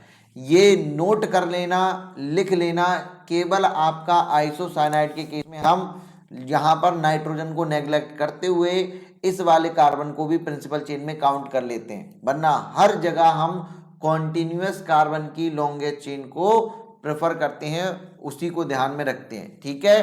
तो आइसोसाइनाइड भी यहीं पर जाकर आपका खत्म होता है। अब नेक्स्ट ग्रुप जो आपका है हमारा, वो आता है आपका एमीन। और एमीन जो होती है ना, वो 3 प्रकार की आपकी होती हैं, ठीक है ना। पहली आपकी होती है प्राइमरी अमीन, दूसरी आपकी होती है सेकेंडरी अमीन, और तीसरी आपकी होती है टर्सरी अमीन। प्राइमरी अमीन की पहचान होती है RNH2, सेकेंडरी अमीन की पहचान होती है RNHR, और टर्सरी अमीन की पहचान होती है N से। क्योंकि यहाँ पर कोई भी नाइट्रोजन के पास एक ही भी हाइड्रोजन नहीं होता, 3 R ग्रुप लगे हुए होते हैं। सबसे पहले अमीन के बारे में जानने से पहले एक चीज समझो, ये जो अमीन होती है ना, वो डेरिवेटिव होती है अमोनिया की। जैसे मान लीजिए मेरे पास ये अमोनिया है, कितने हाइड्रोजन है? 3 हाइड्रोजन है। मैंने इसका एक हाइड्रोजन हटाया, इसकी जगह पर एक R ग्रुप लगाया, तो क्या हो जाएगा? R जो लगा है R, और 2 हाइड्रोजन में से एक हाइड्रोजन, 3 हाइड्रोजन में से एक हाइड्रोजन कम हो गया, तो वो H2 बचेगा। तो ये कौन सी बन गई आपकी? प्राइमरी अमीन बन गई RNH2। ऐसे ही मान लीजिए मैंने अगर 2 हाइड्रोजन को हटा दिया और 2 R ग्रुप को लगा दिया, तो ये क्या हो जाएगा? RNHR, ये हो जाएगा। ऐसे ही अगर मैंने तीनों हाइड्रोजन को हटाकर तीनों R ग्रुप को लगा दिया, तो ये हो जाएगा RNR। तीनों हाइड्रोजन यहां पर चले गए। इससे ज्यादा कोई लग सकता है? नहीं, इससे ज्यादा नहीं लग सकता। आगे लगता है वो कि आपका आगे रिएक्शन जब करवाएंगे तो तो वहां पर बताएंगे एक और ग्रुप आकर अभी भी इससे लग सकता है, लेकिन वो आगे लगेगा, बाद में बताएंगे आपको कब लगेगा, ठीक है, जब अमीन की रिएक्शन यहाँ पर डिटेल में पढ़ा रहे होंगे। तो यहाँ पर इसको हम केवल एक आर ग्रुप लगा हुआ है तो इसकी वजह से इसको हम प्राइमरी अमीन, इसको सेकेंडरी 2 आर हैं, और इसको हम 3 डिग्री अमीन टर्सरी अमीन कहते हैं, ठीक है, 3 आर लगे हुए होते हैं। एक तो तरीका ये है कि आप आर ग्रुप को देख लीजिए, प्राइमरी सेकेंडरी और टर्सरी को आइडेंटिफाई कर लोगे। दूसरा तरीका होता है यहां पर देख लीजिए NH2 है, यानी कि नाइट्रोजन के साथ 2 हाइड्रोजन है तो वो प्राइमरी अमीन है, नाइट्रोजन के साथ अगर 1 हाइड्रोजन है तो वो सेकेंडरी अमीन है, और नाइट्रोजन के पास अगर 0 हाइड्रोजन है तो वो 3 डिग्री अमीन कहलाती है, ठीक है ना। आइए इन्हीं की IUPAC नेमिंग की हम बात करते हैं। ये कौन सी अमीन है आपकी, प्राइमरी अमीन, ये कौन सी अमीन है आपकी, सेकेंडरी अमीन, और ये कौन सी अमीन है आपकी, 3 डिग्री टर्सरी अमीन आपकी है। IUPAC नेम हमको करना है, तो IUPAC नेम मैं केवल आपको सिखाऊंगा यहाँ पर किसका, प्राइमरी अमीन का।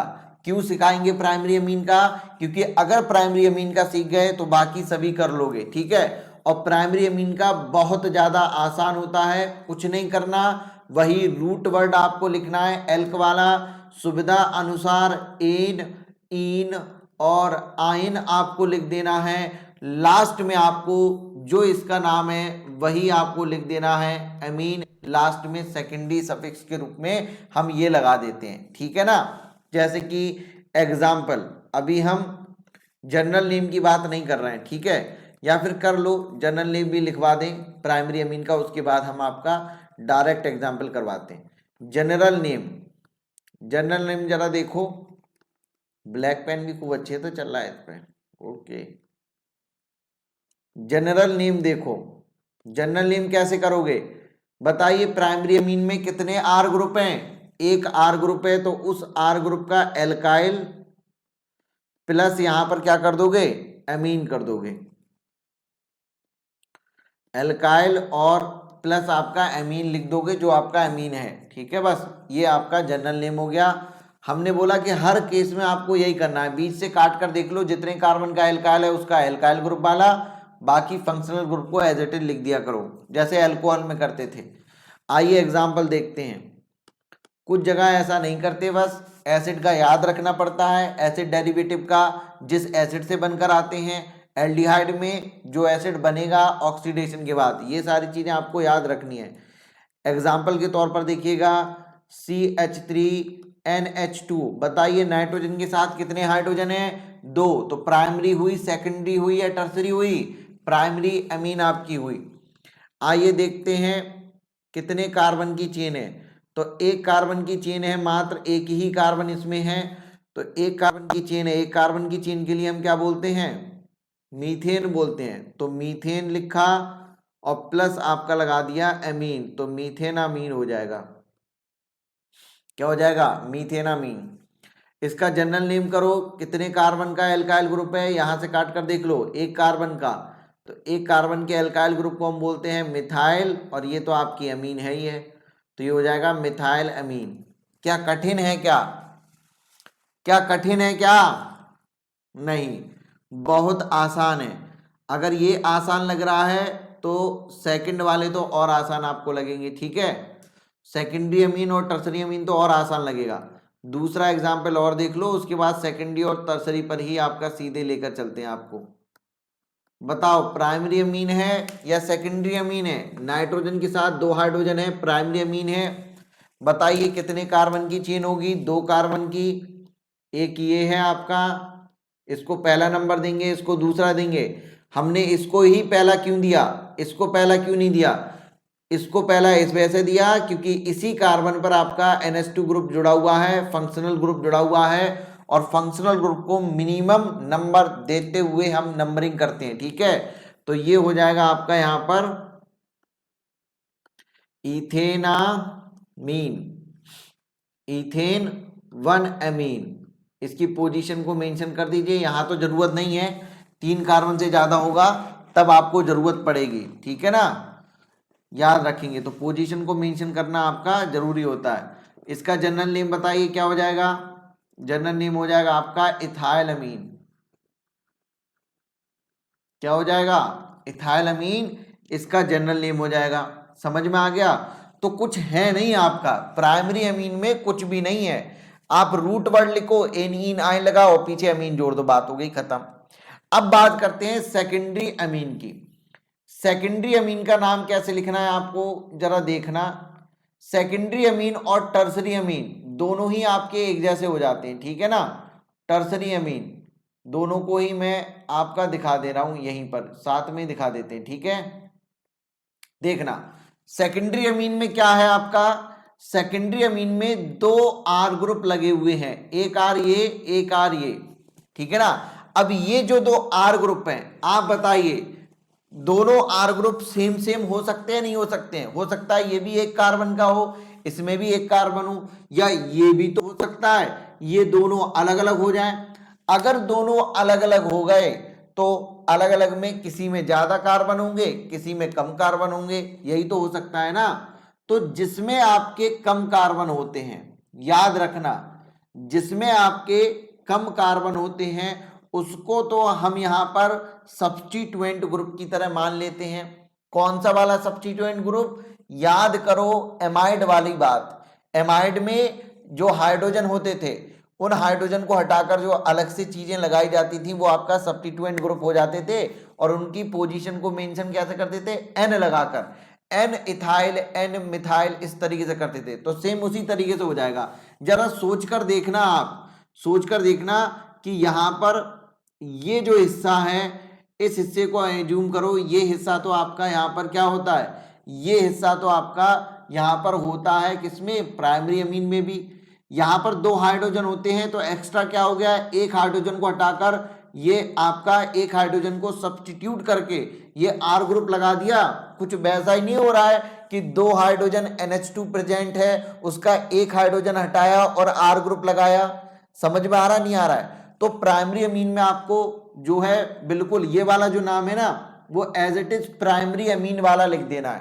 प्राइमरी अमीन वाला मतलब इसका नाम एल्क वाला लिखोगे प्लस अमीन लगा दोगे, एन, इन और आइन, ठीक है ना।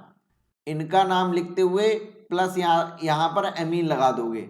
बचा ये वाला, तो ये वाला आपका सब्स्टिट्यूएंट ग्रुप की कैटेगरी में पहुंच जाएगा। तो यहां पर ये सबसे आगे आ जाएगा, आर डैश का एल्काइल ग्रुप वाला नाम यहां पर आप लिख दोगे। क्या ये समझ में आया? नहीं समझ में आ रहा है? ये वाली चीज एज्यूम करके देखो, अगर मैं इसको आर डैश को यहां से हटाकर हाइड्रोजन ही लगा दूं तो क्या ये पूरी चीज प्राइमरी अमीन जैसी हो जाएगी या नहीं हो जाएगी? बिल्कुल हो जाएगी। अब सोचो प्राइमरी अमीन में आपने क्या किया, प्राइमरी अमीन में नाइट्रोजन के पास दो हाइड्रोजन थे, उनमें से एक हाइड्रोजन को हटाकर एक आर ग्रुप लगा दिया। इसका मतलब आपने सब्स्टिट्यूशन करवा दिया वहां पर हाइड्रोजन के द्वारा। और जैसे कि एमाइड में जब सब्स्टिट्यूशन होता था, एमाइड में भी तो नाइट्रोजन के बाद दो हाइड्रोजन थे, तो जब उन दो हाइड्रोजन को हम हटाते थे तो एन एन करके हम सब्स्टिट्यूएंट ग्रुप का नाम लिखते थे, जो भी हमने लगाया है। वैसा ही सेम यहां पर हो रहा है, उसी तरीके की क्वेश्चन जो है कोशिश यहां पर हो रही है आपकी, ठीक है ना। तो आपको क्या करना है, यहां पर एक ग्रुप को सब्स्टिट्यूएंट ग्रुप मान लेना है, ठीक है ना। समझ में आया ना? आ जाओ जरा देखते हैं एग्जाम्पल, देखते हैं एग्जाम्पल। अगर ये समझ में आ गया है तो टर्सरी तो और आसान है। टर्सरी में दो आपके हो जाएंगे, क्या हो जाएंगे? सब्स्टिट्यूएंट ग्रुप, क्योंकि हमने दोनों हाइड्रोजन को हटाकर दो आर ग्रुप लगा दिए होंगे वहां पर। टोटल तीन है ना, तो एक तो प्राइमरी अमीन वाला ही हो गया, बाकी एक जो है आपका वो हो जाएगा, ठीक है। आओ एग्जाम्पल देखते हैं। एग्जाम्पल मैं आपको करवाता हूं और अच्छे से समझ में आ जाएगा। मान लो ये थी आपकी प्राइमरी अमीन CH3NH2, ये आपकी प्राइमरी अमीन थी। हमारा मन नहीं माना, हमने यहां से एक H को हटाया और यहां कोई दूसरा ग्रुप आपका लगा दिया। मान लो हमने लगा दिया C2H5, क्या लगा दिया? C2H5 लगा दिया। अब जरा ध्यान से देखना, दो आपके अलग अलग फंक्शनल ग्रुप हो गए। अब आप एक चीज मुझसे यहां पर ये पूछ सकते हो कि सर इन दोनों में कौन सा वाला माने। चलो यहां तो आपने बता दिया कि एक आर है और एक आर डैश है। यहां तो आर डैश वाला आपने साफ साफ बता दिया कि ये आपका क्या हो जाएगा, सब्स्टिट्यूएंट ग्रुप की तरह काम करेगा। अब यहां पर हम कैसे पहचानेंगे कि कौन सब्स्टिट्यूएंट है और कौन आपका मेन जो है प्रिंसिपल चेन बनाएगा। तो हमेशा याद रखना, जो कम वाला होगा उसको सब्स्टिट्यूएंट मान लिया करना। कम वाले को हम सब्स्टिट्यूएंट मान लेंगे और ज्यादा वाले को प्रिंसिपल चेन वाला बना देंगे। तो कम वाला कौन है, ये, तो हम मान लेते हैं ये आपका सब्स्टिट्यूएंट ग्रुप हो गया और ये आपका प्रिंसिपल चेन इसकी बना देगा। तो प्रिंसिपल चेन कितने कार्बन की हो गई, 2 कार्बन की। सब्स्टिट्यूएंट कौन हो गया, मिथाइल। तो नाम कैसे लिखोगे, चूंकि ये एन पर लगा हुआ है तो एन मिथाइल यहां पर लिखोगे। उसके बाद ये लिखोगे इथेन और एमीन लगा दोगे, तो एन मिथाइल इथेनामाइन, ये इसका नाम हो जाएगा, एन मिथाइल इथेनामाइन। समझ में आई मेरी बात। कौन सा वाला सब्स्टिट्यूएंट मान लोगे, एक आर तो इनमें सब्स्टिट्यूएंट होगा, जो कम वाला होगा वो आर सब्स्टिट्यूएंट होगा। तो यहां लिख लेना ये कम वाला होगा, कम वाला जो है वो आपका सब्स्टिट्यूएंट के केस में जाता है। ठीक है, चलो आ जाओ दूसरा देख लो। देख लो दूसरा एग्जाम्पल आपका।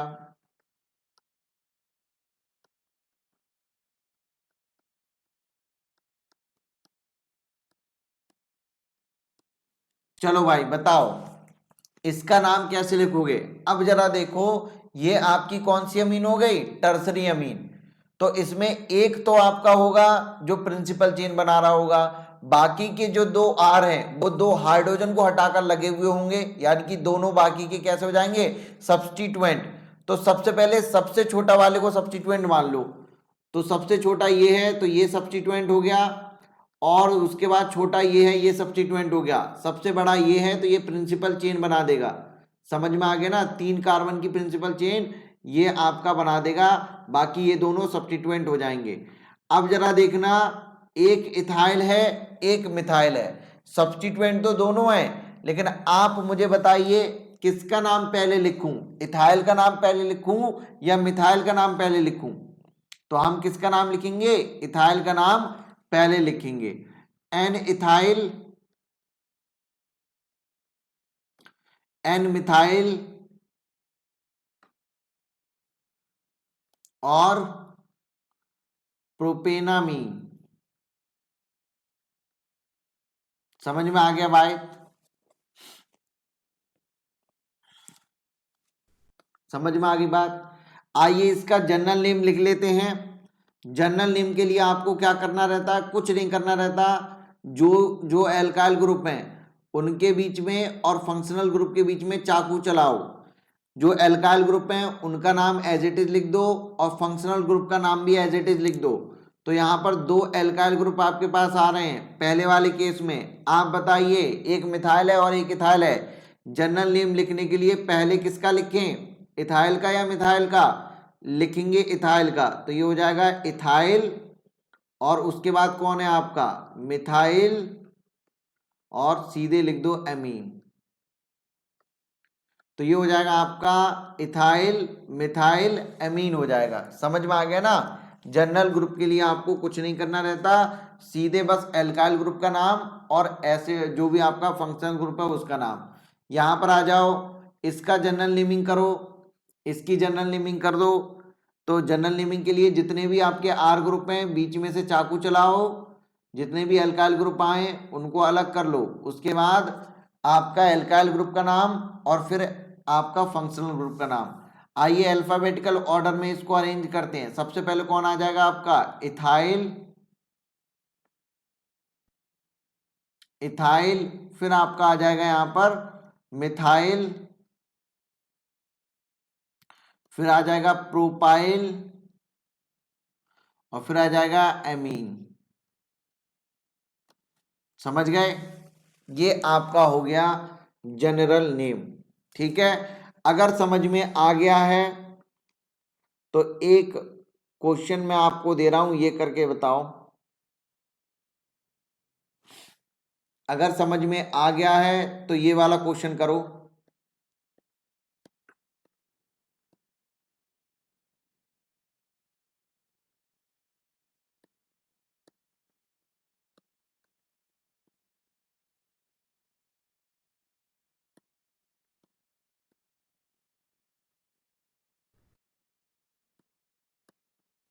इसका नाम बताओ जल्दी से।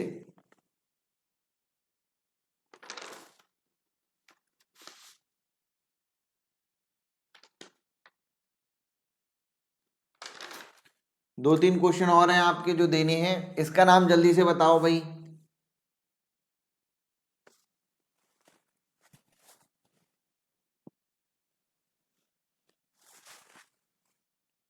आपकी क्लास के बाद ही खाते पीते हैं हम, जब ये क्लास खत्म होती है उसके बाद ही।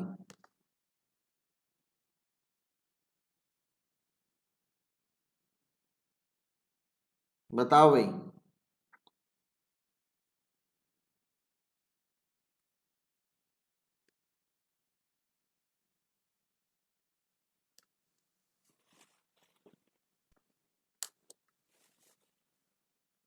सबसे पहले तो ये बताओ, ये प्राइमरी अमीन है या सेकेंडरी अमीन है या टर्सरी अमीन है? तो ये आपकी सेकेंडरी अमीन है, यहाँ एच लगा देना। ये आपकी सेकेंडरी अमीन है। N methyl 1,2 di methyl ethanamine. ये क्या कर दिया भाई, ये कहाँ से लिखा है? N1,2 tri methyl propanamine.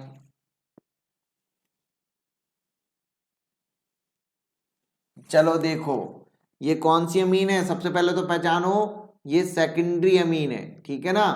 तो सेकेंडरी अमीन में ये वाला आर ग्रुप छोटा है, तो ये आपका सब्स्टिट्यूएंट ग्रुप का काम करेगा, ठीक है।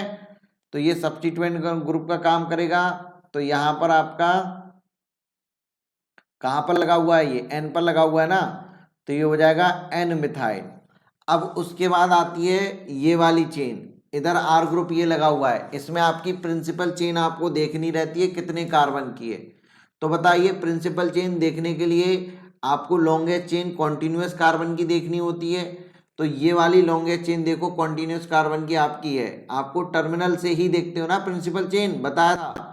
तो एक तो आपको ये वाली मिल रही है, ये वाली देखो, ये पूरी ये आपको मिल जाएगी। दूसरी आपकी, आप यहां से रुककर यहीं पर रुक सकते हो, तो ये छोटी मिलेगी। सबसे लॉन्गेस्ट जो मैंने अभी आपको बताई यही मिल रही है, ठीक है ना। तो ये वाली सबसे लॉन्गेस्ट हो जाएगी। अब बात आती है कि नंबरिंग कहाँ से स्टार्ट करें, इस वाले एंड से या इस वाले एंड से? नंबरिंग वहां से स्टार्ट करते हैं जहां से फंक्शनल ग्रुप करीब पड़ता है। तो हम यहां से इस कार्बन को 1 नंबर देंगे, इसको 2, इसको 3 नंबर देंगे, इसको 4 और 5 और 6 यहीं पर आ जाएगा आपका। कहाँ आ जाएगा? 5 और 6 यहीं पर आ जाएगा। कौन नंबरिंग से बच गया? ये वाला नंबरिंग से बच गया, तो ये आपका सब्स्टिट्यूएंट ग्रुप हो जाएगा, ठीक है ना। तो आपका इस वाली फंक्शनल ग्रुप में भी सब्स्टिट्यूएंट ग्रुप आ रहा है, उस वाले फंक्शनल ग्रुप में भी, मतलब इधर वाले आर में भी आपका सब, ये वाला आर भी सब्स्टिट्यूएंट ग्रुप की तरह काम कर रहा है, और ये वाला यहां पर इस वाली चेन में भी आपका सब्स्टिट्यूएंट ग्रुप है। तो दो सब्स्टिट्यूएंट ग्रुप हो गए आपका, एक एन से लगा हुआ है और एक आपका थर्ड नंबर वाले प्रिंसिपल चेन के कार्बन से लगा हुआ है, और दोनों ही आपके सेम है। तो हम क्या करते हैं, 2 बार इसका नाम लिखने की बजाय एक ही बार इसका नाम लिखते हैं। पोजीशन को मेंशन कैसे करते हैं? सबसे पहले बताते हैं कि एन पर लिखा लगा हुआ आपका है मिथाइल ग्रुप, उसके बाद फिर 3 नंबर पर आपका लगा हुआ है मिथाइल ग्रुप, तो N,3 डाई मिथाइल। उसके बाद आपका कितने कार्बन की चेन है? 6 कार्बन की चेन है, तो ये हो जाएगा आपका हेक्सेनामाइन। क्या हो जाएगा? हेक्सेनामाइन, ठीक है ना। N methyl N,3 di methyl हेक्सेनाम, ठीक है, हेक्सेनामीन, ये आपका हो जाएगा। अब कुछ लोगों को नंबरिंग नहीं समझ में आई, कुछ लोगों ने नंबरिंग कहां से स्टार्ट की होगी? यहां से, ठीक है। समझना, गलती क्या की होगी, नंबरिंग यहां से स्टार्ट की होगी, इसको दिया होगा पहला नंबर, ठीक है, इसको दूसरा दे दिया, इसको तीसरा दे दिया। उनने क्या किया, ये तीनों ही क्या मान लिए उनने? ये तीनों ही आपने सब्स्टिट्यूएंट ग्रुप मान लिए। अरे ध्यान से तो देखो, क्या कभी भी मैंने अभी इतने दिन हो गए आईयूपीएससी पढ़ते हुए, आईयूपीएससी खत्म भी हो गई आपकी, बस एक लेक्चर और होगा। यहाँ पर क्या बीच में से कभी भी मैंने आपको नंबरिंग करना बताया कि आप बीच वाले कार्बन से नंबरिंग कर लो? नंबरिंग हमेशा टर्मिनल से होती है। प्रिंसिपल चेन को छांटो, उसके बाद टर्मिनल से करो। तो ये बीच वाला कार्बन है आपका, टर्मिनल तो ये है ना, समझ में आ गया?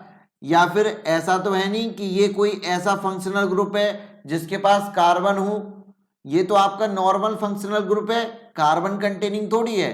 तो हम इसको नंबरिंग ऐसा नहीं है कि इससे जुड़े हुए कार्बन को ही पहला नंबर देंगे, नहीं, नंबरिंग हम वहां से करेंगे जहां से ये नजदीक पड़ेगा। तो हमको नजदीक यहां से पड़ रहा था, तो हमने इस वजह से इस वाले को 1 नंबर दिया, इसको 2 नंबर दिया, इसको 3, इसको 4। अब इसको आप ब्रांच नहीं मानोगे, इसके जस्ट आगे है ना, तो इसके जब जस्ट आगे है ये वाला जुड़ा हुआ, ये C2H5 है। जब इसको खोलकर देखोगे तो ये C2H5 ऐसा होगा। थोड़ी बुद्धि लगा लिया करो सभी लोग। ये CH2 हो जाएगा, ये आपका CH3 हो जाएगा। एग्जामिनर ने फंसाने के लिए आपको ऐसा दे रखा है। तो यहां पर अब आपको दिख रहा होगा, इसको आप 5 नंबर दोगे, इसको 6 नंबर दोगे। समझ में आ गया ना? उसको ब्रांच नहीं मानोगे, वो कॉन्टिन्यूअस चेन है आपकी, ब्रांच केवल ये वाली हो जाएगी। तो ये सेकंड थर्ड पोजीशन पर आपका मिथाइल मिला। एक N पर मिथाइल लगा हुआ है, एक सेकंड पर तो थर्ड पर लगा हुआ है, तो हो जाएगा N,3 डाई मिथाइल हेक्सेनामीन। ठीक है, तो ये है आपका यहां पर जो आपका करेक्ट था। ठीक है, चलो भाई, तो अब लास्ट आपका यहां पर बचा हुआ है, ये अमीन हो गया। इसके बाद लास्ट फंक्शनल ग्रुप आपका बचा हुआ है जो कि है आपका ईथर। कुछ नहीं है, ईथर को आप कैसे रिप्रेजेंट करते हो? ROR से रिप्रेजेंट करते हो सकता है एक R आपका छोटा हो, एक R बड़ा हो, अलग अलग हो दोनों R, हो सकता है दोनों आपके सेम भी हो जाएं। ठीक है ना? तो इसका आईयूपीएसी नेम कैसे करते हैं? इसका आईयूपीएसी नेम हम करते हैं एल्कोक्सी एल्केन। याद रखना, अगर माना हमने कि आपका R जो है वो ग्रेटर देन है R डैश से, तो R डैश जो छोटा वाला है वो यहां जाएगा, और जो बड़ा वाला है वो हमेशा प्रिंसिपल चेन बनाएगा, एल्केन वाला बनाएगा। ठीक है ना? तो प्रिंसिपल चेन में बड़ी वाली चेन जाती है, छोटी वाली चेन आपकी किस में जाती है? एल्कोक्सी वाला नाम उसका लिखा जाता है। एग्जाम्पल के तौर पर ऐसे देख लो, CH3 CH3O C2H5, ऐसे देख लो। अब आप बताइए कौन सा एल्काइल ग्रुप में जाएगा, कौन सा एल्कोक्सी लिखोगे, कौन सा एल्केन लिखोगे? छोटे वाले का एल्कोक्सी और बड़े वाले का एल्केन। तो छोटा वाला कौन है आपका? ये वाला, एक कार्बन का, तो इसका नाम होगा आपका मिथॉक्सी, और ये हो जाएगा आपका इथेन। नाम समझ गए? Methoxy ethane. अब बात आती है इसके जनरल नेम की। जनरल नेम कैसे करोगे? तो जनरल नेम के लिए कुछ नहीं करना, वही काट दो, दोनों आर ग्रुप को अलग अलग कर दो। तो कैसे लिख दोगे?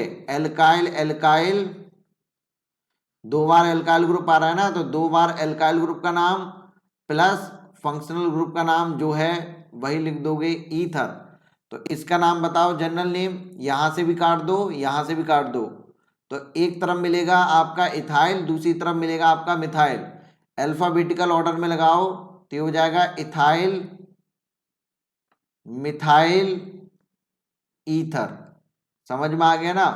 कभी कभी ये भी हो सकता है आपका कि दोनों सेम हो जाए, CH3O CH3, तो उस केस में आप कैसे लिखोगे आईयूपीएसी नेम? कोई बात नहीं, जब दोनों सेम हो गए तो किसी को भी एल्कोक्सी किसी को भी एल्केन मान लो, क्योंकि नंबर ऑफ कार्बन तो सेम है ना। तो हमने मान लिया इसको मिथॉक्सी और इसको मान लिया मीथेन, तो एक का एल्केन वाला लिख दिया, एक का एल्कोक्सी वाला नाम लिख दिया। अगर इसका मुझे जनरल नेम लिखना है तो यहां पर भी एल्काइल, ये भी एल्काइल, दोनों जब एल्काइल सेम हो जाते हैं तो हम डाई लगा देंगे। डाई कौन सा? मिथाइल, तो डाई मिथाइल ईथर। ये इसका नाम हो जाएगा। ऐसे ही मान लो तीसरा ये आ गया, ये आप लोग कर दो C2H5O C2H5, ये अगर आ गया तो इसका नाम कैसे लिखोगे? दोनों तरफ आपके नंबर ऑफ कार्बन दोनों तरफ सेम है, तो IUPAC नेम में किसी को भी एल्कोक्सी किसी को भी एल्केन मान लो, कोई फर्क नहीं पड़ता। तो एक हो जाएगा आपका इथॉक्सी, दूसरा हो जाएगा इथेन, इथॉक्सी इथेन। और अगर आपको जनरल नेम लिखना है तो ये हो जाएगा डाई इथाइल ईथर। समझ में आ गया? समझ गए? तो ये खत्म हो गया आपका IUPAC।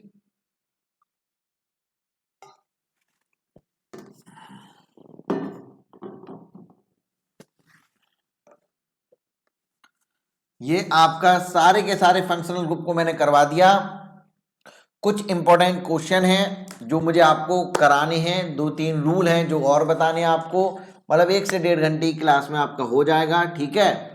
बाकी आपका ये फिनिश हो गया। मैक्सिमम चीजें आपका आप किसी का भी आप लिख सकते हो, बस सीनियरिटी ऑर्डर को ध्यान रखना, वो भी आप कर सकते हो, ठीक है। चलो भाई, तो अब इसके बाद हम डायरेक्ट स्टार्ट करेंगे आपका क्या, 1-1.5 घंटे की क्लास करने के बाद इसके बाद जस्ट आपका आइसोमेरिज्म स्टार्ट हो जाएगा। कल कोई क्लास नहीं है, कल छुट्टी है, जाइए एंजॉय करिए, पढ़िए, जो बैकलॉग हो उसको कंप्लीट करिए, ठीक है भाई। और परसों हम लोग मिलेंगे मंडे को सुबह 12 बजे और रात को 10 बजे। जब भी टेस्ट होगा, टेस्ट के बारे में मैं आपको बताऊंगा 2-3 दिन पहले ही, आपको ID और आपका पासवर्ड, साथ ही साथ आपको आपका जो भी सिलेबस है वो पता चल जाएगा, ठीक है। Okay, bye bye, thank you so much. ये जो नोट्स हैं मैं जस्ट अभी आपके अपलोड करने जा रहा हूं, यही वाले नोट्स, ठीक है। यही वाले नोट्स आपको हम अपलोड कर दे रहे हैं अभी, इनको रिवाइज जरूर कर लीजिएगा अच्छे से। चलो भाई, ओके, बाय बाय।